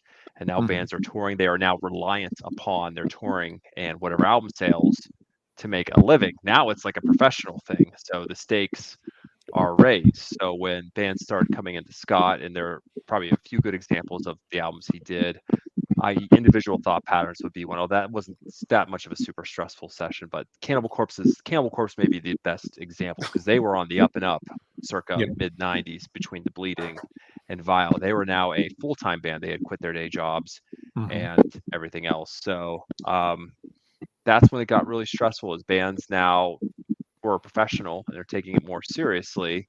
And that led for some stressful sessions for Scott. I think, Scott could maybe go into a little bit about this, but not too much. But, the two successive Cannibal albums were two of his most stressful records that he did in his career. Yeah, I mean, I guess, if you speak directly to Cannibal, I mean, at the time there was the departure of Barnes on Vile. Right, David is Created to Kill, it was called at first. Yep. Yeah. And they were getting very popular. I mean, they were big in the underground. They were big everywhere. And, there was stress amongst the band with Chris Barnes, which is well documented. I mean, and I think the biggest thing was that like with some of the other bands, like with Obituary, Deicide, that Roadrunner, these guys were all into their second, third, fourth album. Their budgets, they've been going up. Their budgets were getting bigger. Once again, as we said, the expectation of the label, I I still think the labels treated these guys like that death metal was going to be just like any other metal band, that these guys would be as big as Slayer or Metallica or Anthrax or something like that, which I guess is their job as a commercial entity. But you know, so there was more pressure for them to do well. And like David said, is most of these guys, you know, most bands or any band, not these guys, but you know, you have your whole lifetime to write your first album. And then you, if it does well, then you spend a whole year touring, and then you come off the road, and then you have to write your second album.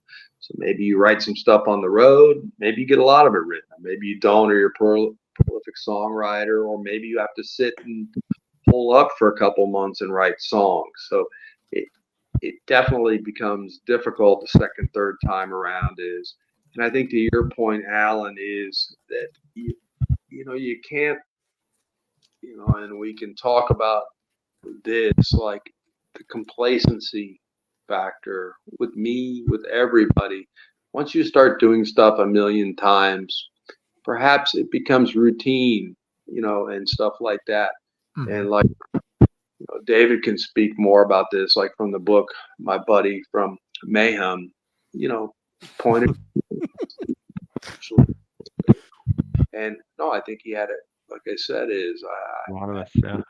time I probably thought he was an asshole, but now I think he's a genius, because it's like all scenes is, right? It runs its course to a certain degree. Now my bands will probably disagree with me, and they're still doing well, but I just mean when you look at it from a macro point of view of the whole scene, that's much different than each band, is all I'm trying to say. Oh no, it's a good point, and you're exactly right. I mean, and heavy metal evolved really rapidly through the 80s and 90s. You know, you started in the early 80s, and you know, it's Accept and Scorpions are the heaviest thing, and you get into, you know, 5 years later, it's, you know, Slayer and Metallica. 5 years after that, it's, you know, Death and Deicide. 5 years after that, it's Mayhem and Emperor. Yeah, it just, you know, kind of, you know, very rapid turnover and evolution. You know, where once again, it's a bunch of young guys trying to one up each other in terms of, you know, some extremity in one form or another, whether it's speed or brutality or burning down churches in Norway or whatever.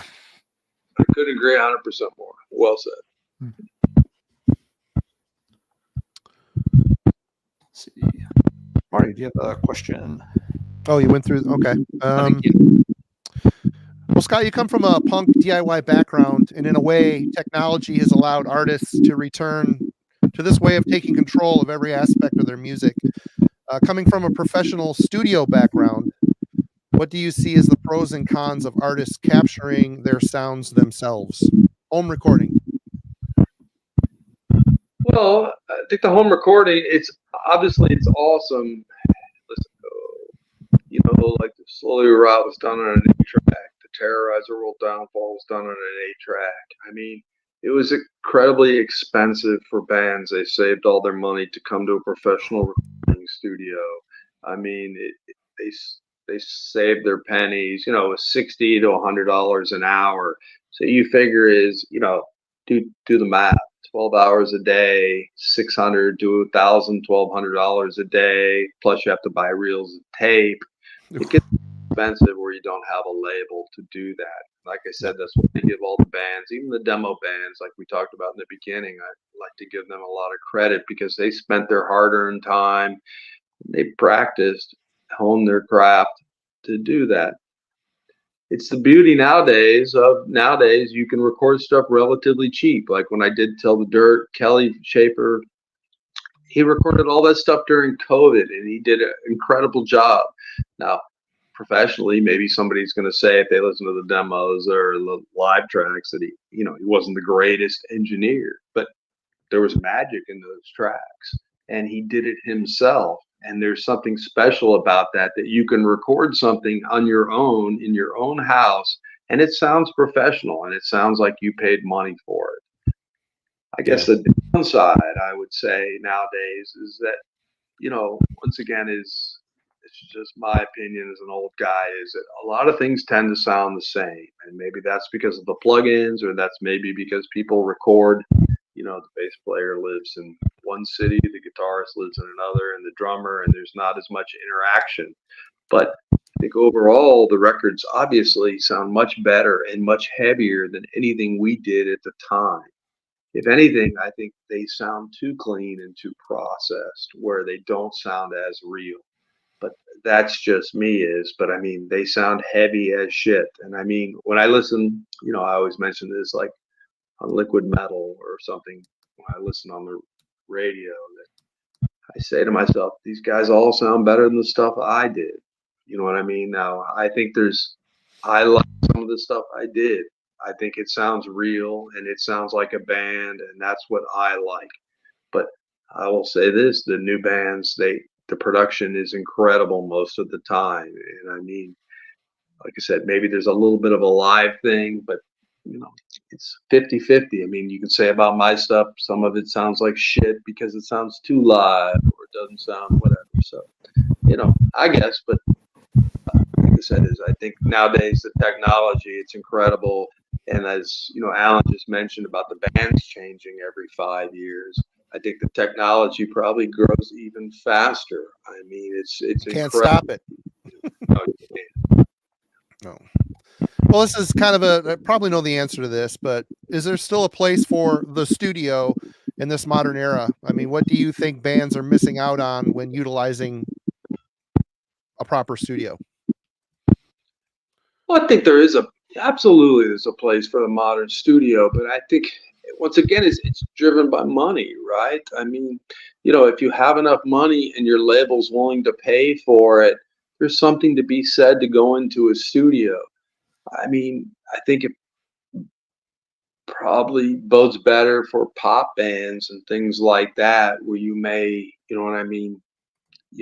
Like I said, if you need a grand, it probably doesn't make any sense. If you need a grand piano, there's probably batches of grand pianos, or a big drum sound. I mean, you can get plugins or reverbs to make yourself sound huge. So yeah. I think it depends on the type of music and what you're doing. I'm sure Metallica does not record at home. No, they record in their own warehouse. They've got a guy that's there all the time. Yeah. Correct. But I'm sure my bands probably record at home or with someone, you know what I mean? So like I said, it just depends, but it definitely has changed, Morty. I mean, for sure I would say this is that,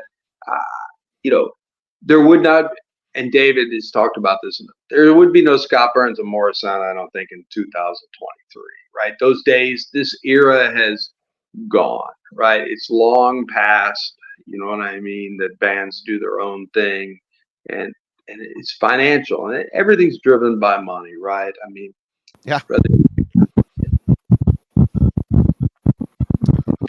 Yeah, let's see. We kind of got to the end of the book, Scott.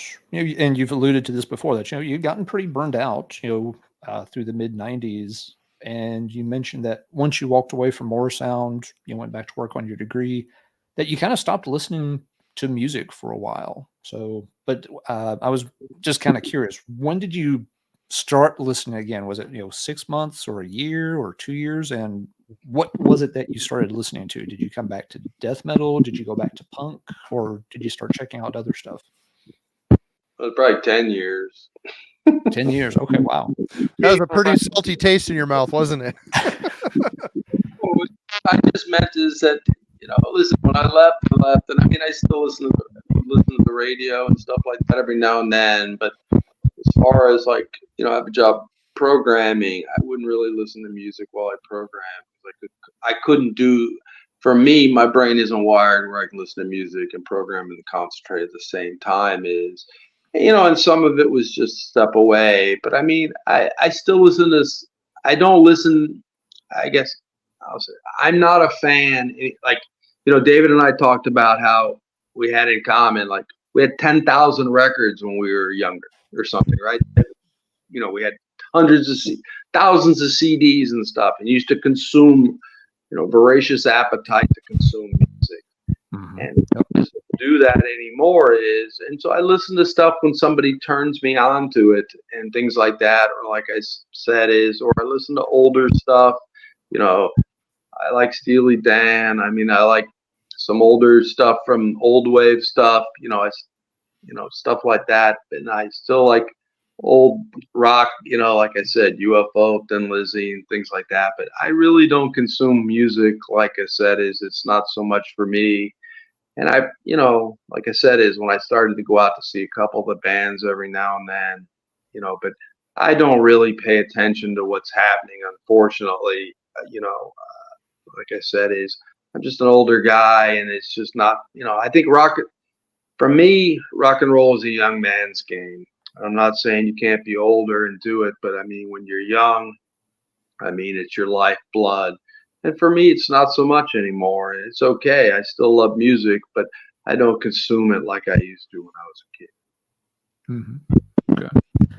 Let's see. Marty, did you have any other big questions you wanted to ask before we had like a few kind of, short for fun questions? Some folks have asked some things in the chat we want to circle back to, but was there anything else on your list, Marty, that you wanted to ask first? Just one thing. I mean, as you reflected on your career in the book, there's a sense that the feeling of death metal held me back was something that was an unfortunate byproduct of not only doing your job, but trying to do the best that you could for bands you worked with. How did you deal with this in real time? And do you still feel that way in retrospect? Well, I guess like I talk about with David in the book is, in the beginning,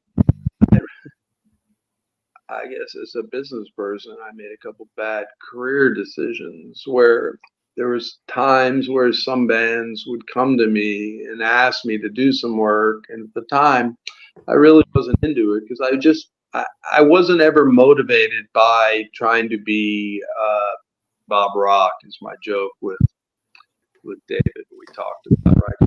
Scott Burns and Bob Rock. I'm not like a big producer guy, you know what I mean? But later on in my career, and I'll say this, I hope this comes across well, is being burnt out on death metal or whatever it wasn't so much being burnt out on death metal. I think the whole scene is right when you start recording all the bands, like I said, and you could pick out the Morbid Angel riff, the Obituary riff, the Cannibal Corpse riff. Yeah. When the bands start tending to sound the same, then you start to say to yourself, I've done this before.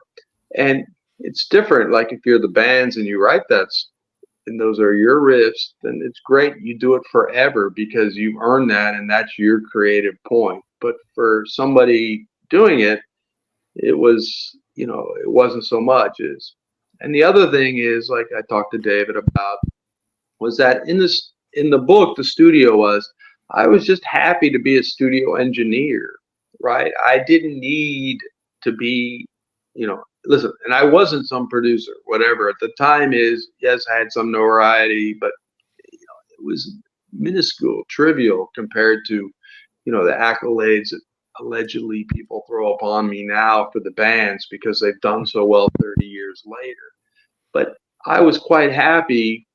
The idea was at the studio was just to, have a good studio and have top quality bands come in and be an engineer. Like, when the Warrant guys came in, look, I wasn't a Warrant fan at all.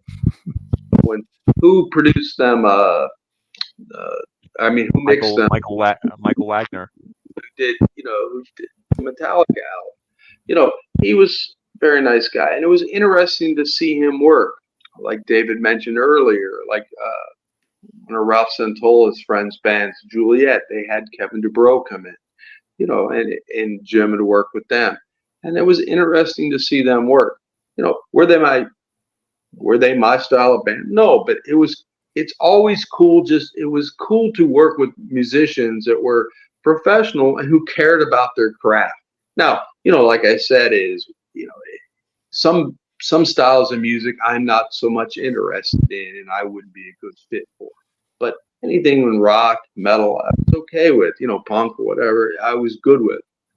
But eventually it became clear that, that once the death metal scene, was starting to wane or it had crested, that, there weren't so many bands coming in. It was just, and plus plus being burnt out from working so much and things like that. My wife saying, hey, come on, let's have a family, things like that.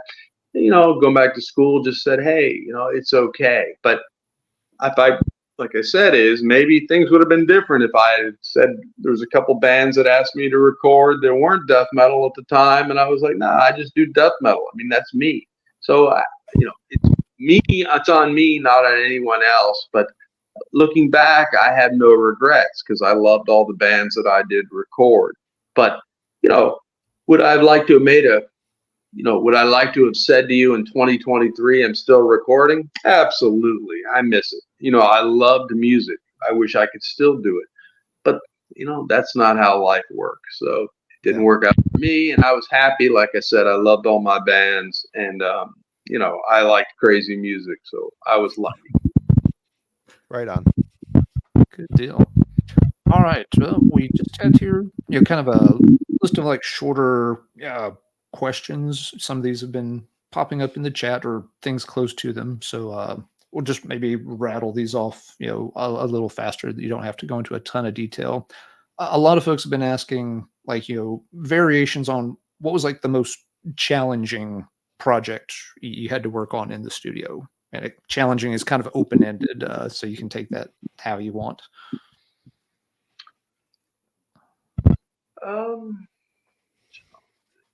Well, like I said, I'll go just bounce around. When the Corpse guys decided to break paths with Chris Barnes, that was very challenging because, there was a lot of pressure from the label. They thought we were fucked. And, and so we had to stop, but I knew we were in good hands. Mr. Grinder is A+, and it's unfortunate. Barnes, so that was challenging from a personnel issue. I mean, with the Cynic, I'll say this: when we did Focus, I mean, that was a little bit of a challenge because, we rented a digital machine. We were trying to do something a little outside the box from just straight ahead death metal, sounds and things like that, and trying to leave a lasting impression or a imprint on something that was different than just straight ahead death metal, those guys, because of their musicality. So, I mean, that was hard to, it just wasn't like sitting down and not everything was pre-written out, most of it. And, I don't know, like the Terrorizer we did, that was done in like one day. So that was a challenge because it was just do it on the fly, even though it was fun and I had a great time and I love it. But I'm saying is, technically to set it all up because I couldn't overdub anything like that. So, some records had different challenges depending on the artist and money and what we were trying to accomplish. Okay. Let's see. Another one folks have been asking is, was there a particular band that you really wanted to work with and never got to in the studio? Well, I wrote a letter to Refused once back in the day. And then, I guess they're Swedish band, right? Or Yeah, they're Swedish. Yeah, they didn't respond, unfortunately. yeah, but no, I love that. Great band. Yeah, okay. But sad is, but I didn't know how to reach out or whatever, so I just wrote a letter. But there are a lot of bands, but at the same time is, would have, could have, whatever, could you have recorded something? But at the time, I liked those guys, and that's probably, looking back on it, there are other bands I'd like to record, sure, but did you ever have a shot? Absolutely not, because you just didn't fall into those circles, right? As I told David a million times, there's only two ways somebody hires you to do their record. Either the band loves your record that you recorded for someone else, or the record label says, you're going to use this guy. That, you have no shot. You get them at a bar and you get drunk and your friends or something like, you meet somebody, hit it off. But it's, like I said, you have to run in the right circles. Okay. Let's see. Here's one that, Wilson's just asked, was there a particular, mistake that ever made it onto an album, that really, bugged you a lot, when you realized that, we just can't get that, or it either slipped through the cracks or that we just couldn't fix that. He knows that answer right off the bat. Well, there's a couple of them that I don't want to give away too much. I don't know if we want to generalize here, Scott, or You not. can keep it a little vague if you want. That's quite okay. I know there are some Deicide albums that drive Scott up the wall that have some interesting guitar playing going on with the Hoffman brothers that grind Scott's proverbial gears. So we could start with that one. That's the first thing that comes to mind. Scott, what are the other ones that you're thinking of? Oh, I'd say on the Obituary album, I think we recorded rhythm guitar. Donald's drums and stereo. No, Trevor's guitars and stereo. Trevor's guitars, yeah, stereo. I'm sorry, yes. It's all right. Yeah, and yeah. So I think is like I said, is if you were to play it in mono, you'll see them tend to disappear on Cause of Death, but maybe they fix that through mastering through the years. But I mean, to be honest, every album I hear mistakes. So that's why I tend not to listen to them, because when you try, you'll always hear mistakes, but especially when you try to do things quickly. And but those are a couple things, like I said, is I'm sure if you listen to the Terrorizer, like I said, is those kick drums, Pete was so good, but they were triggered live. So I don't know if all the triggers worked. I mean, if you probably fired up the raw drum tracks, you might hear some missed triggers. Because like I said, is I couldn't go back and just punch them in or fix them. It was all live. So, but hopefully, I guess the thing is that there are mistakes everywhere, and imperfections are good, but hopefully just people enjoy the bands and their records and the music, and don't worry so much about my mistakes. Fair enough. Let's see. We'll do one more here. Let's see. Zero Dash, your most technically challenging production. I'm going to guess Cynic's Focus because of the digital component, but was there something that was more technically tough to overcome than that one? I mean, Cynic or Atheist, I mean, they both were, really challenging, questionable presence. I mean, and, it was, like I said, those guys both were great bands, and a lot of moving parts, odd time, different, not everything's a 4/4 and things like that, but for sure, like I said, Focus or Atheist. I mean, another one that really, once again, it doesn't get a lot of play, but I'll say this, Atrocity. I mean, those guys, they were crazy. I mean, they were all, crazy good. I mean, and but once again, it was a record that was done rather quickly, but those guys don't get as much credit as they should. And I mean, that was definitely challenging as well, because like I said, it's definitely just lots of different time signature changes and things like that. Yeah, that's a good example. Let's see. Marty, have you seen anything come up in the chat that you wanted to give Scott a chance to answer? Oh, there's a lot, and they're going quick here. No, I think you covered a lot of them, Alan, and the ones I saw are the ones you already covered. Okay, we'll do one last one here that just saw pop up. Was from Tim. Was there a particular band that really impressed you the most when you first got to hear them and kind of realize, what their work ethic was? We've commented that lots of these bands practiced a lot, but was there anybody that stood out as just being like really kind of on their own level? Well, I've spoke quite a lot about Obituary, so I won't because those guys for sure. But I will say this: the Cannibal Corpse guys are the hardest working band in metal. Okay. Still. Yeah. And still at it. About them, and I'm not looking at all the other guys, all the other bands. Please, you guys all worked hard. Everybody did, but those guys really, and I think I will say this, and I hope they take this the right way, is I think because of their lyrical content and things like that, they were often dismissed as just brutal death metal and not technically competent in the beginning. Mm-hmm. And that nothing could be farther from the fact. And I mean, if you had to look up one guy, Rob Barrett, he's the best. If you look up, Paul Zerkowitz, and Alex Webster, you asked me about what is Florida death metal. I guess if there was a picture, it would be Alex Webster. Even though he's from Buffalo. True. So, He's an implant. I think he's been down there long enough to count now. Yes. Yeah. but we always had the joke about going down the funnel.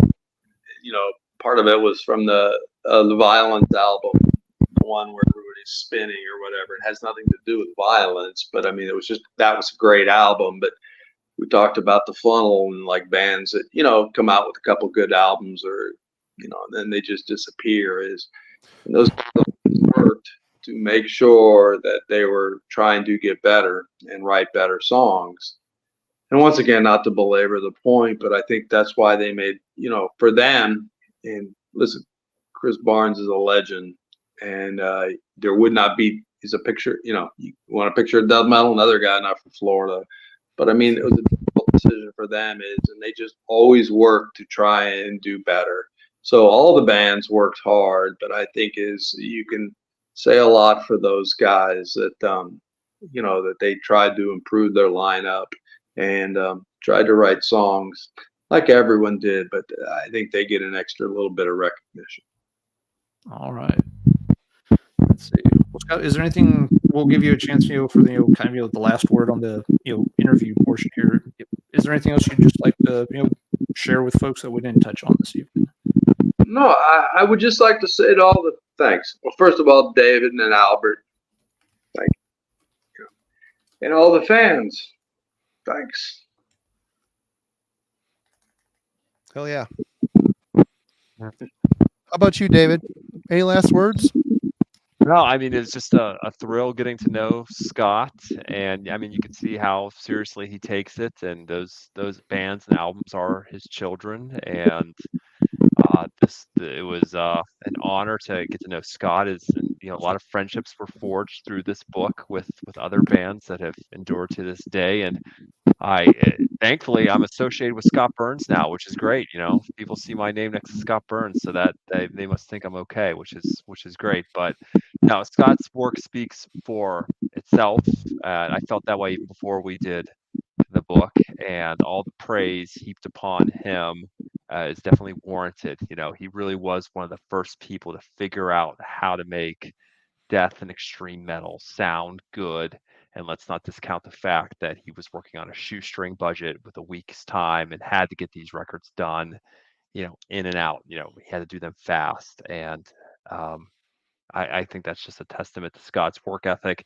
We talked about him never going home. He never went home. I met his wife. She said the same thing. Scott they see each other to go to bed, and that was it. She's a very patient woman. Yeah, Chris' wife is a wonderful person, super nice, just like Scott. But yeah, very understanding and very supportive of Scott too. I mean, when I visited Scott, she had a huge portfolio of everything Scott had ever done, which was really cool to see. All the magazine clippings and everything. It's just amazing. So I think it says a lot about Scott as a person. His family's great and everything. So hopefully that shines through in the book. So you have that as well as the great albums of music. So hopefully people find it interesting. I guess one thing, just repeat one last thing. Sure. It's not nowadays that it's just metal, right? I mean, people don't stereotype it and say, "Oh, you like death metal," or whatever. There's no really everything's just kind of right, David. I mean, you guys are all hip and do this for a living. People just consider all metal as music and like it. And nobody really pigeonholes it and says, "Oh, you like this," or whatever. So that's a nice thing that through the years that it's held its weight. it's influential, and that people just appreciate all forms of metal. And I mean, that's nice. So, Well said. Come a long way. Yeah. Yes, definitely has. In closing, I do want to say one thing. As I read this book, one thing I did, I had my phone out, and every time you would start a new chapter talking about an album, I would cue it up on Spotify and play it as I was reading the chapter. And I got to tell you what, that was a fun way to explore this journey. Was to some of these records I haven't listened to in a while. Some are in regular rotation still, but to put that shit on and sit there and listen to it, it teleported me back to my later high school, getting out of high school era, and how important those albums were, and still are to this day. It's like timeless music. You know, how often does that happen? You know, shit like Taylor Swift, not timeless music. It's wallpaper. But this stuff, it just seemed real, and you know, I gotta applaud you, Scott, for your hours and hours and countless hours of dedication. But you did a hell of a job, and it was cool that you put your stamp on this period of time. And yeah, thank you. It was great. Amazing read, David. Your organization and your writing, all of it, amazing. It was a very fun and informative read. And like I said, I feel almost guilty. 10 years of this gentleman's life up here and all the hours you guys worked on this book, I blew through it in 2 days.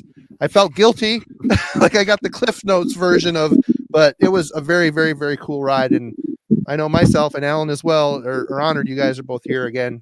For you, David, and Scott, for you, thanks for so much for coming. Oh yeah, thank you so much for your time.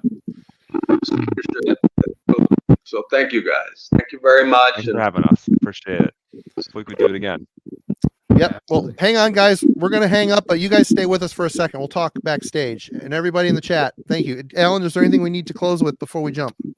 Did we want to do a few albums? Oh, I'm fine with that. Or it all depends on these guys if they're up for it. I'm fine. Okay. Yeah. I'll let you get started, Alan, because I got to pee. I'll be right back. Okay. Sure. So we thought what we would do, and we want to give you all a chance to bail out because we weren't sure of everyone's time frame tonight.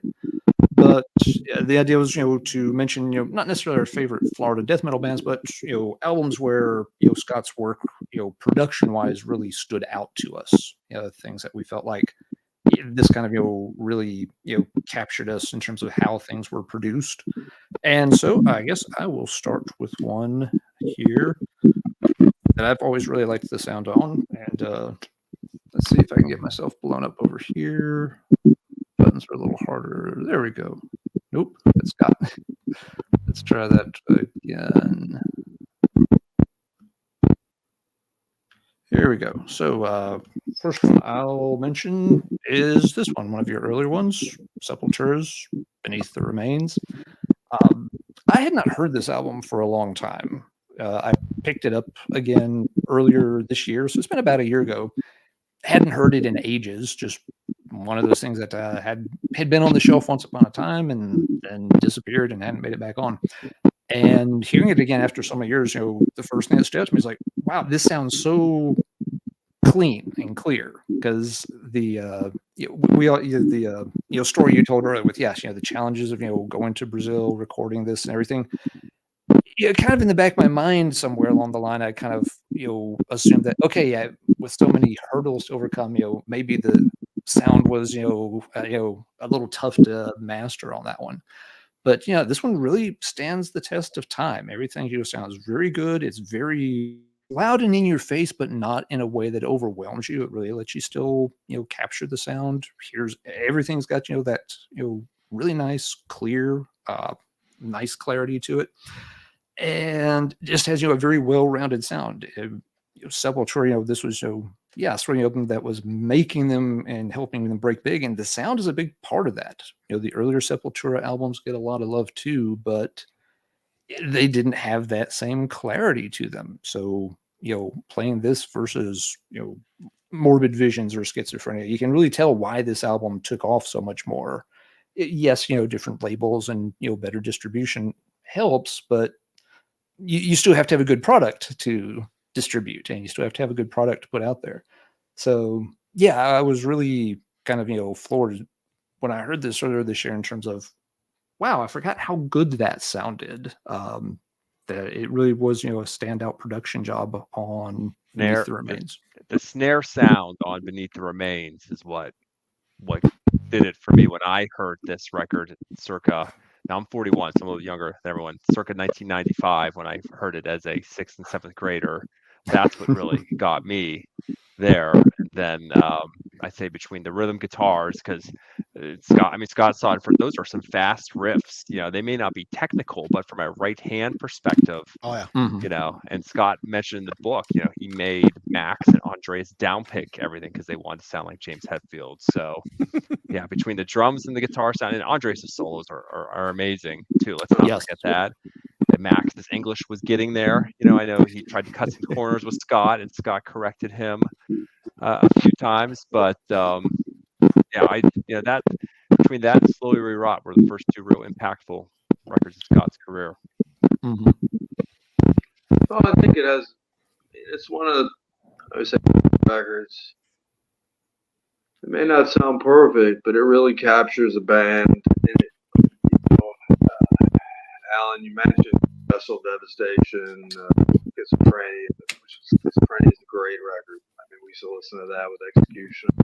Mm-hmm. But at the same time is those, and back to bands that kept getting better. They're a band that definitely tried to get better every album, so they worked hard too. I mean, there's a lot of bands you could say that. But I do think that Beneath the Remains, people may argue like Roots or Chaos AD, but I think that captures a moment in time, and it sounds like a band. I mean, Igor's drums, I agree with you, David. I mean, I'm not saying, it's hard for me to say production-wise, but it sounds like a raw band with a lot of energy, and it sounds like a real band playing together to me.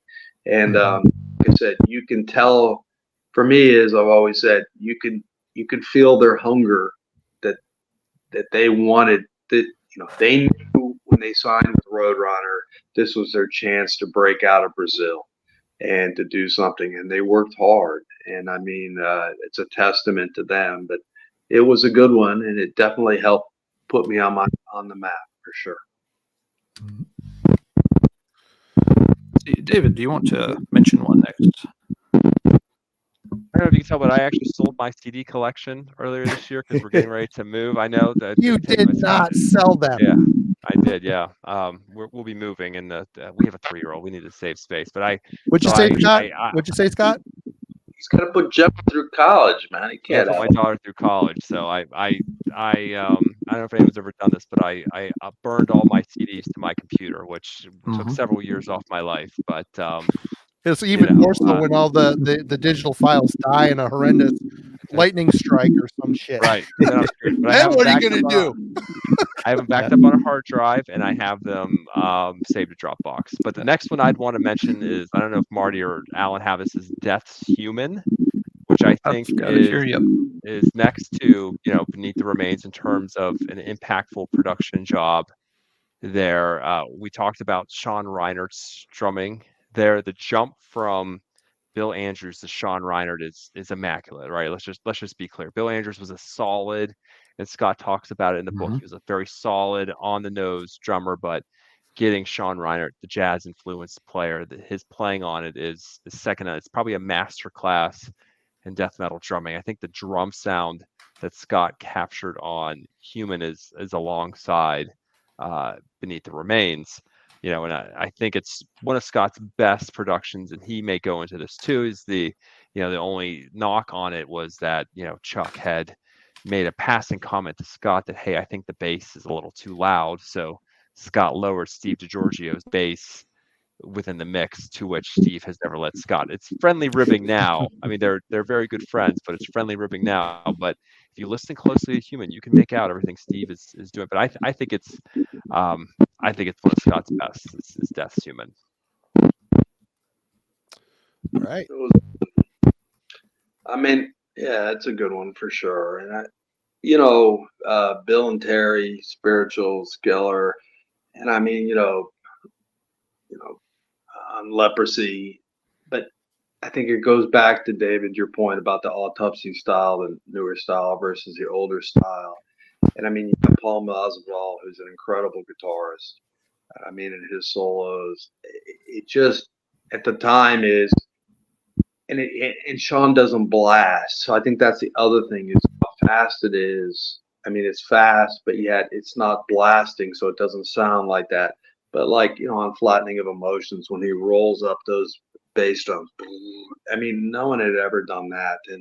And I mean, Chuck wrote great songs. I mean, he's arguably one of the, if not one of the greatest songwriters of death metal. I mean, from a pure songwriting standpoint, in my opinion. And it was different. I mean, like I said, and then you had the Giorgio, who just didn't chug along with the rhythm guitars. You know what I mean? So it really was a standout record. And like I said, it was a good one. Marty, it's your turn.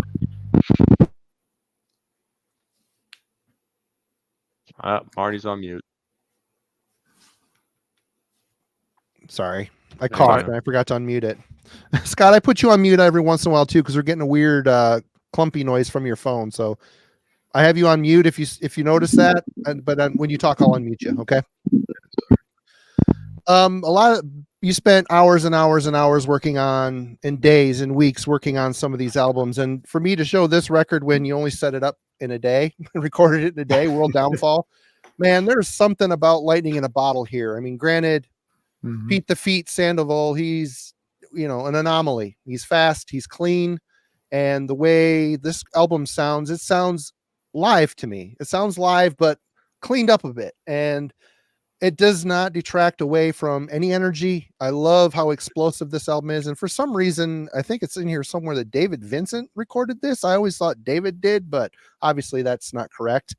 I don't know. I've always thought this was an exceptional sounding album. And the fact that you could harness the chaos of grindcore, and I'm going to show something later on too that you also were involved in that is grindcore, but you made it, you could hear every instrument and not take away from the power and the grit of it, which applauds. This is great. I absolutely love this one. Yeah, that's a really good one, Marty. Good call. Anything to say on that one, Scott? It's one of your favorites, Scott. Favorite record ever. Really? I can't say that. But I love it. Yeah. And, I mean, so David Vincent played bass. And like I said, it was done in a day. And I just love the fact that we just let it fly. I mean, to me, that's what all this music was about. And it has nothing to do with any other records. But it does. I mean, I agree with you, Marty. I mean, I can still listen to it this day. It has a lot of feeling to it. And there's songs. There's songs. It isn't just blasting. There are riffs and songs here. It's great. Oscar, Jesse, and I got to record Pete, which was a dream because I never recorded. I didn't work with the Morbid Angel guys, and Pete was one of the best. Yeah. But no, once again, those guys came in. David can talk about it. We talk about it in the book, and we just let it fly. And it was an 8-track, and like I said, I think I recorded all his drums down to 2 or 4 tracks. I mean, there's 2 tracks of guitar. I mean, there's just bass, Oscar's vocal, but no, they had it going on. I mean, that was it's like Sepultura, right? I mean, they came from humble beginnings. You could tell when they came, it was a different, from a different vibe. They were from LA guys, you know what I mean, compared to Tampa. And, they just wanted to record and play their songs, and it was rocking. And I think it is a great record. And I mean, I like it that it is live. So it doesn't sound perfect, but it sounds live as fuck. Yeah. Absolutely. Great job on that for sure. Well, thanks. I mean, they did, but thanks. Right on. Alan. Let's see. All right. We mentioned this band just very briefly earlier, but worth circling back to here. I don't have a CD of this, but I've got it on Bandcamp. Psychotic Waltz, Bleeding, one of your non-death metal projects. And this is not an easy band to describe. They have a very unique sound. Definitely not in death metal circles at all. They were a very interesting band throughout the 90s. They were just in the wrong place at the wrong time to get a ton of attention. This style of metal was not very popular in America through the 90s, but their first couple of albums had some production issues. They were, you got the sense, they were kind of, probably, smaller studio on a pretty tight budget. But then you managed to hook up with them to work on their third and fourth albums. And I think it was a really good example of how your style could translate to stuff outside of death metal. Because, again, challenging band to listen to, very different vocal style for you to have to record. And both the albums, Mosquito and Bleeding, I just pulled up Bleeding because I like it a little bit better. But, both of them have, a very warm sound, all the clarity's there. And this is a band that did all kinds of, very different little stuff in the background, all kinds of extra little things going on in the guitars. You have a flute every now and then. Just lots of very subtle touches in their music that could very easily get lost in the recording process. And yeah, it's everything's there. You can hear it all perfectly, crystal clear. It's balanced well. It has a very warm tone to it. It fits the music really, really well. Both these albums were Not forget great. Buddy's vocals, right? Buddy Lackey's vocals there. Yeah, very good One of vocalist. Scott's. Yeah, very different, kind of unique vocalist. Really interesting lyrics. Yeah, If you sit the down lyrics for were those wild. the lyrics are really. You can spend some time on those lyrics if you want to. Yeah.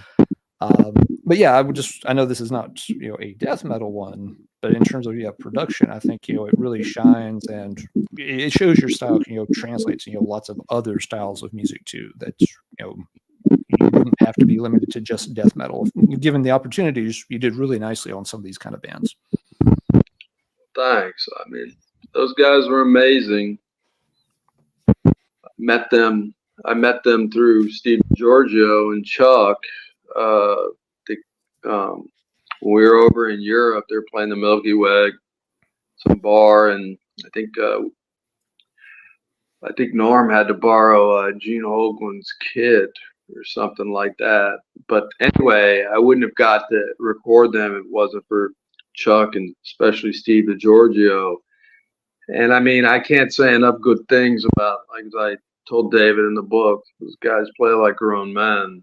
I mean, and I don't mean that towards anyone else, but I just meant is that they have a bluesy style for the metal. I mean, that old school style. And Brian, that twin guitar attack, Brian and rock is unbeatable. And Norman's drumming is just unbeatable.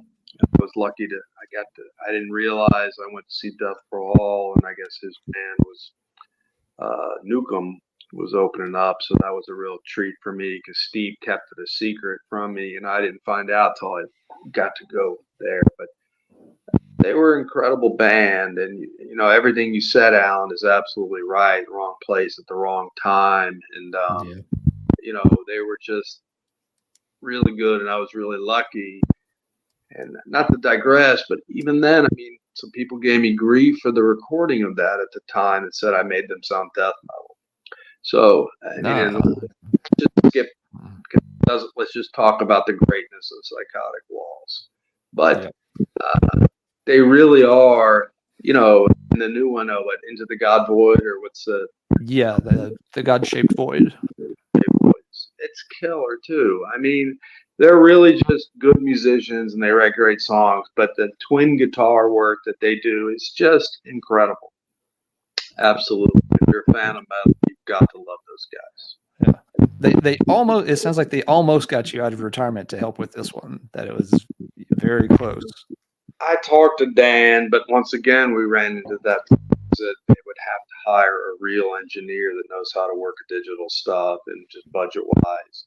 And it just didn't make any sense. But no, I mean, we still have a good relationship and all that. But there's, you know what I mean? And so, but the gentleman they recorded with, he did a spectacular job. And yes, it came out great.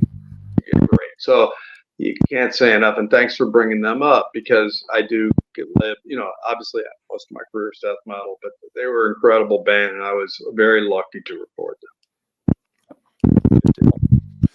David, how about you? You got another one? We briefly touched upon this. I was going to pull up my phone and do what Alan did, but Devastation's Ideology Oh, nice call. and this, there were a few instances when doing the book, there were albums that Scott, and he said this earlier, like he just hadn't listened to since he recorded them, and that was a case of that. But they were a band sort of like the band on Marty's shirt, like Sadist, sort of caught in the crosshairs between death and thrash, right? They weren't a pure death metal band, they weren't a pure thrash metal band, and that oftentimes hurt bands of that era, and it hurt Devastation. But great riffing, super fast riffs, right? Spectacular drumming. We know some of those guys spilled over, and I think Walter Thrashler was one of the guys who did the Death European tour when Chuck opted not to go. So there's the tie-in there. But the interesting thing with that is if you listen to this, thank you, Alan. If you listen to the snare sound on that, it's sort of like a preview of what came on Sepultura's Arise. So Scott already had started to hone in on that sound a little bit, but that is an underrated record. It's a shame Combat didn't push them, gave them no money for tour support, and It was their best. Yeah, it was their best. Yeah, and they broke up, a band well before its time that never got its just due. And someone said it sounds perfect. One of Scott's best production jobs. A very underrated, unsung band. Who knows what they could have done had they stayed together. A criminally underrated band, and it was an honor to get to talk to them and talk to them about Scott too. No, they were killer. I think everything you just said, Dave, is true. That they just were stuck, guys, between the thrash and the death scene. You know what I mean? The vocals weren't death metal enough, but I mean they had brutal riffs, the drumming, everything. They were killer on stage. They did killer windmills. I mean, they looked the part. I mean, they were good and wrote great songs. But I don't know. It's one of them, like Overthrow. David brought up in the book. Forgot about them, how good they were. Just a couple. There's some bands that you just don't know why things go the way they do. And I mean, like I said, I don't know. All right. Well, speaking of bands that never really fully got their due, I'm wearing the shirt oddly enough tonight. But Sadist, Elements of Anger. I always got it was funny. I haven't listened to this album in a while, and I've been spinning the shit out of their new album, The Shadow Inside. It's killer, but no Steve DiGiorgio on this, unfortunately. I thought it couldn't happen without him, but it did, and it's really good. But anyway, I get an impression of this listening to it this week while reading the book. A little bit of that death rubbed off on Sadist.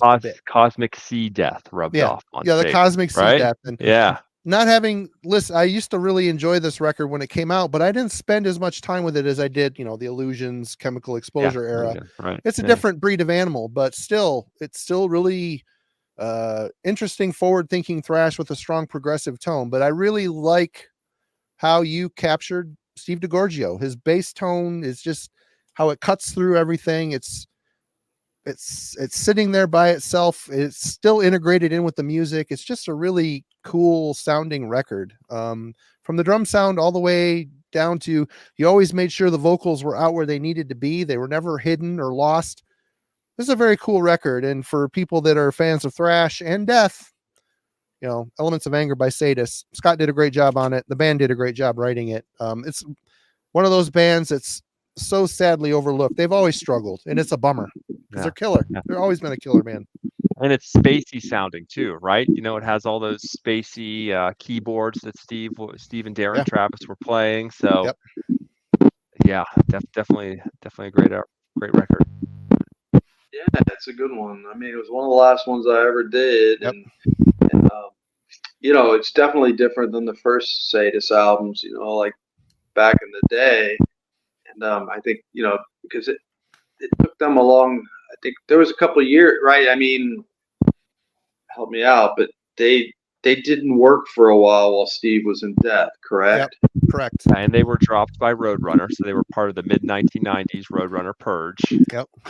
There because they didn't sell very well. Then Steve worked his way back, and Steve was going to be on Symbolic, and then he had his issues with Chuck, and then that's when it's like, all right, I'm not dealing with Chuck for the time being. I'm going to stick with Sadis, and that's when he tracked Scott down. Yeah. Oh, it was a good one, and like I said, and Steve, Darren, John, all those guys. I mean, but is another good one, Marty. You don't know why some bands take off, some don't, but I mean, they have a loyal following and they're great. But like Corner in Europe, right? They have a loyal following, but in some ways, they take off quite as well as other ones. So I don't know. Killer band. Corner were killer. Oh, you bring up One of the best. Yep. All right, Alan. We'll mention another spacey one. Kind of stick with that for a minute. Pestilence, Testimony of the Ancients. Some folks had mentioned in the chat earlier this was their favorite Pestilence album in no small part due to the production on it, and I have to agree. I know Consuming Impulse and others tend to get more of the love, but I really love the way this album is put together, and it introduces something that we didn't hear you do on a lot of albums, that you had to work, with more, sort of, keyboard and synthesizer sounds with all these interludes that keep popping up in between all the songs. But, and some of them, stand out more than others, but still, all the tracks are, really good here. I thought, Mameli did a very good job stepping up to the mic literally in this case. A lot of people felt that nobody could replace Van Drunen. You can't. You can't, but I mean, he does just fine here. You don't, at least I don't miss Van Drunen on this album as much as somebody would have thought they were going to the day before they went out and bought this. But yeah, it's a transitional album for them. They obviously kind of go more spacey and jazzy on the next album, but this one fills a really nice niche in between those styles, Van Drunen's dry gruffness and where they ended up later on too, which they made a lot of cool albums later. But yeah, this one just it sounds great, and yeah, the fact that it's gave you a chance to incorporate some different sounds and instruments that not a lot of death metal bands used in that era is kind of neat to me. Should you tell everyone how you feel about keyboard interludes while we have you? And I agree with you on this, Scott, by the way. I'm not the biggest fan of all the interludes, but I mean, that was Patrick's vision, and I think it works, but as far as, I prefer not to have them. I mean, I just think, so anyway, but it is a great album. I mean, Mameli, Consuming Impulse, it is hard to beat. I mean, but they're totally different animals, and they were good guys, and I think I'll say this, Patrick, he definitely was a person that was seeing what was happening in the States over there, and he was, as a great guitarist, much like Chuck, changing his style per album. You know what I mean? Him and Chuck had a lot of similarities, and that's been documented. But no, it's a good one, and he's a great guitarist. But I don't know. Like I said, with the keyboards and stuff, that was his vision to put those in there, and some of them, like you said, Alan, are better than others. But like I said, it's his vision. So, I don't prefer them. No, that's fair. They're polarizing. Some people like them, some people really don't. That's quite okay, of course.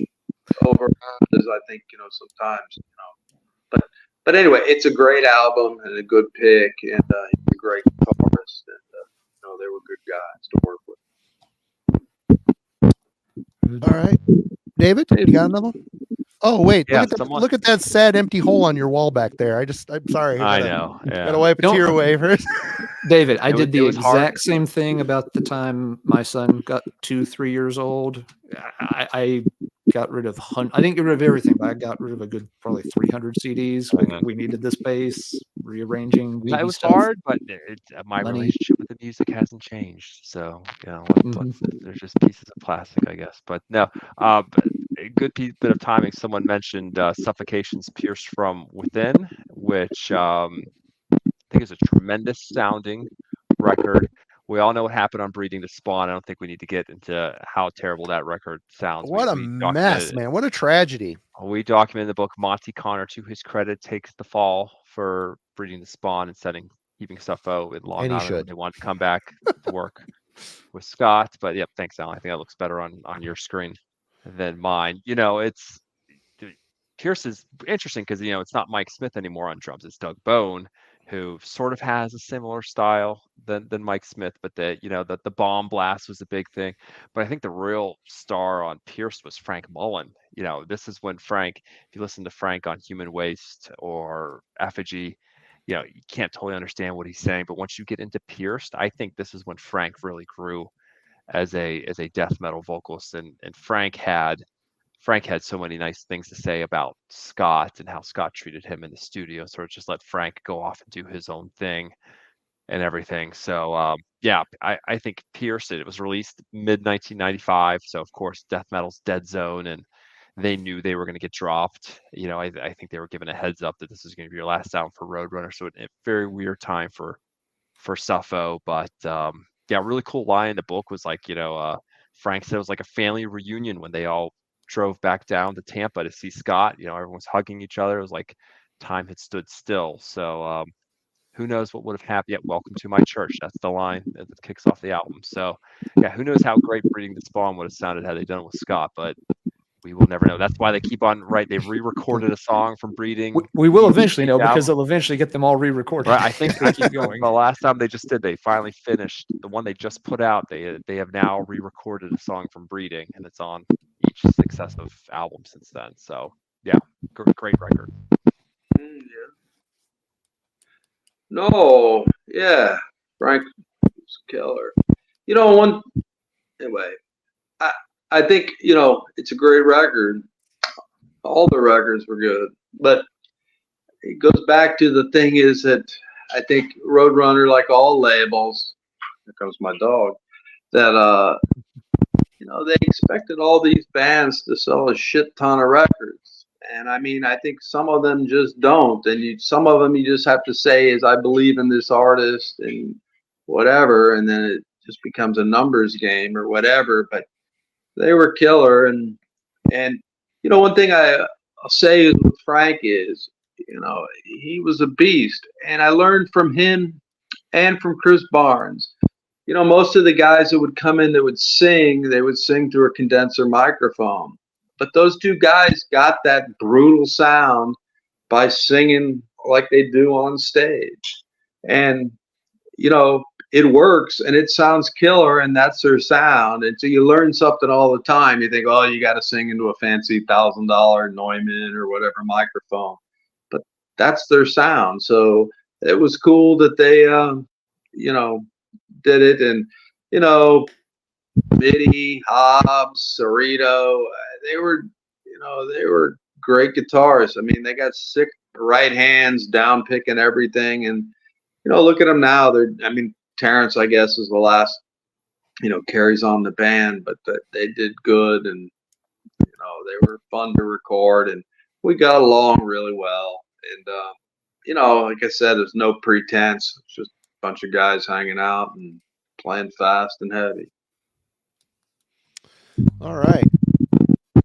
Well, I wasn't going to show this, but listening to it again this week, realized how awesome it sounds and how groundbreaking it was for the time at Cynic's Focus. I was one of the knuckle dragging masses that hated this when it came out. Big time. Hated it. I didn't get it. Like, what the hell's happening? What am I listening to?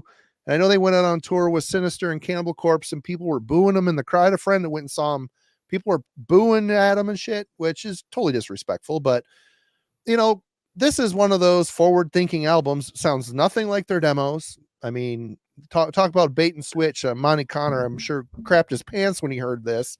But this album, listening to what you did with this, Scott, with all of the digital instruments, the vocoders, was it Chapman stick, all this other weird shit. They're coming from left field with this proggy, I don't know, at the time when I was young, I'm like, this is hippie shit.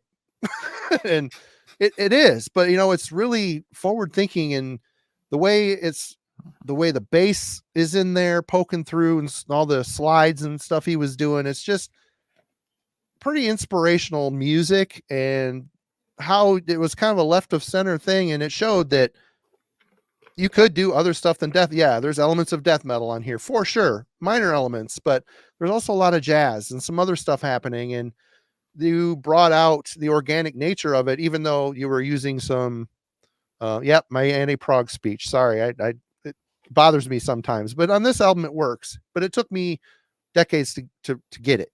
And that's the sign of a good record. And it sounds great. You did an awesome job. Well, thanks. I mean, there were special players, and they'd been around. You mentioned, well said, is their demos sounded nothing like that. They were just progressive, technical, thrashy with death metal. You know what I mean? Real tech. But I think it gave them time, Sean and Paul going to death and all that, to refine their sound, and they matured or got older and things like that. And then when Tony Choi left to play with Atheist and stuff, and then they came across Sean Malone, who worked at the studio with the Chapman stick, whose big influence was Tony Levin of King Crimson. I mean, and they had King Crimson influences. They definitely sounded different. And I mean, you're absolutely right. They weren't loved when they came out. And I mean, that Cannibal Corpse tour was a rough time for them and things like that. And, I still talk to Jason quite often. And I mean, they're great songs. They're not the most catchy songs on the planet, but they're incredible. I mean, like I said, their musicality and originality, it's way over the top 10. And so I was lucky, and we rented a digital Mitsubishi X850 digital recorder, recorded them digitally. It was the only time I ever recorded an album digitally, because like you said, is a lot of their stuff was clean, and we wanted to try that, to be different and to do stuff. But yeah, I guess over this time, it is a standout, and those guys musically. I mean, I think now you see a lot of bands, like David turned me, I've heard of them slightly, but I've been listening to Catatonia, right? And I mean, you see all these bands now that are just incredible musicians that play stuff who probably have an influence from Cynic. I don't know, right? But I mean, nowadays, there was Meshuggah and stuff like that, but those guys took it to a different level. And I mean, like with Atheist, I mean, they're probably the only other band, Atrocity, that I recorded that were musically like that. But it is a good. It's like you mentioned earlier when we were talking about how these bands, it's amazing now how music is so widely accepted, like weird things. Like if this came out today, it'd be a lot more accepted a lot quicker than it was back then. And these bands, they took the slings and arrows. They paved the way for what's going on now. They did. I mean, not to say the money rules everything. These bands make more money now than they did in the beginning, most of them. Sure. And like I said, and that just shows you that some of them at the time, David mentioned about Effigy getting hammered by a couple reviewers and things like that, is, like I said, I think, if you come into if you hear a tape of a band and it's like, what the fuck is this? It's either going to be like the next big thing, or it's going to be like this crap. I mean, when you hear something that sounds like something else, right, it is probably not going to amount to much of anything. It's just derivative. But, like I said, these guys, they did stuff that no one had done back in the day. And, it takes a while to get accepted. And it's good that it has, because like you said, is all these kids now, they're all incredible musicians. I mean, I watch these, they do these playbacks now when they play, they're like, they're all little phenoms, right? I mean, they're all fucking, but back in the day, there wasn't that many. Yeah. The Bay and stuff like that, but they were just playing shredder metal. You know what I mean? They weren't playing brutal stuff. Yeah. Well, I did 5. Was that what we were going to do, or do you want to keep going? It's up to you guys. I'm good. That was good. Yeah, no, we can call it there. I mean, we could keep going forever and ever, but we've taken up a lot of David and Scott's time. They've been most gracious with it. So yeah, Those were good choices. It's a good time to call it. But yeah, guys, thank you once again. Really awesome getting to chat with y'all. Congratulations on the book. So again, to folks in the chat, if you haven't checked this out, put it on your holiday list. Someone out there is looking to get you a gift. So send them the link that's in the show description down below. Again, it's called The Scott Burns Sessions, A Life in Death Metal, 1987 to 1997. It's an excellent read. Its organization is immaculate.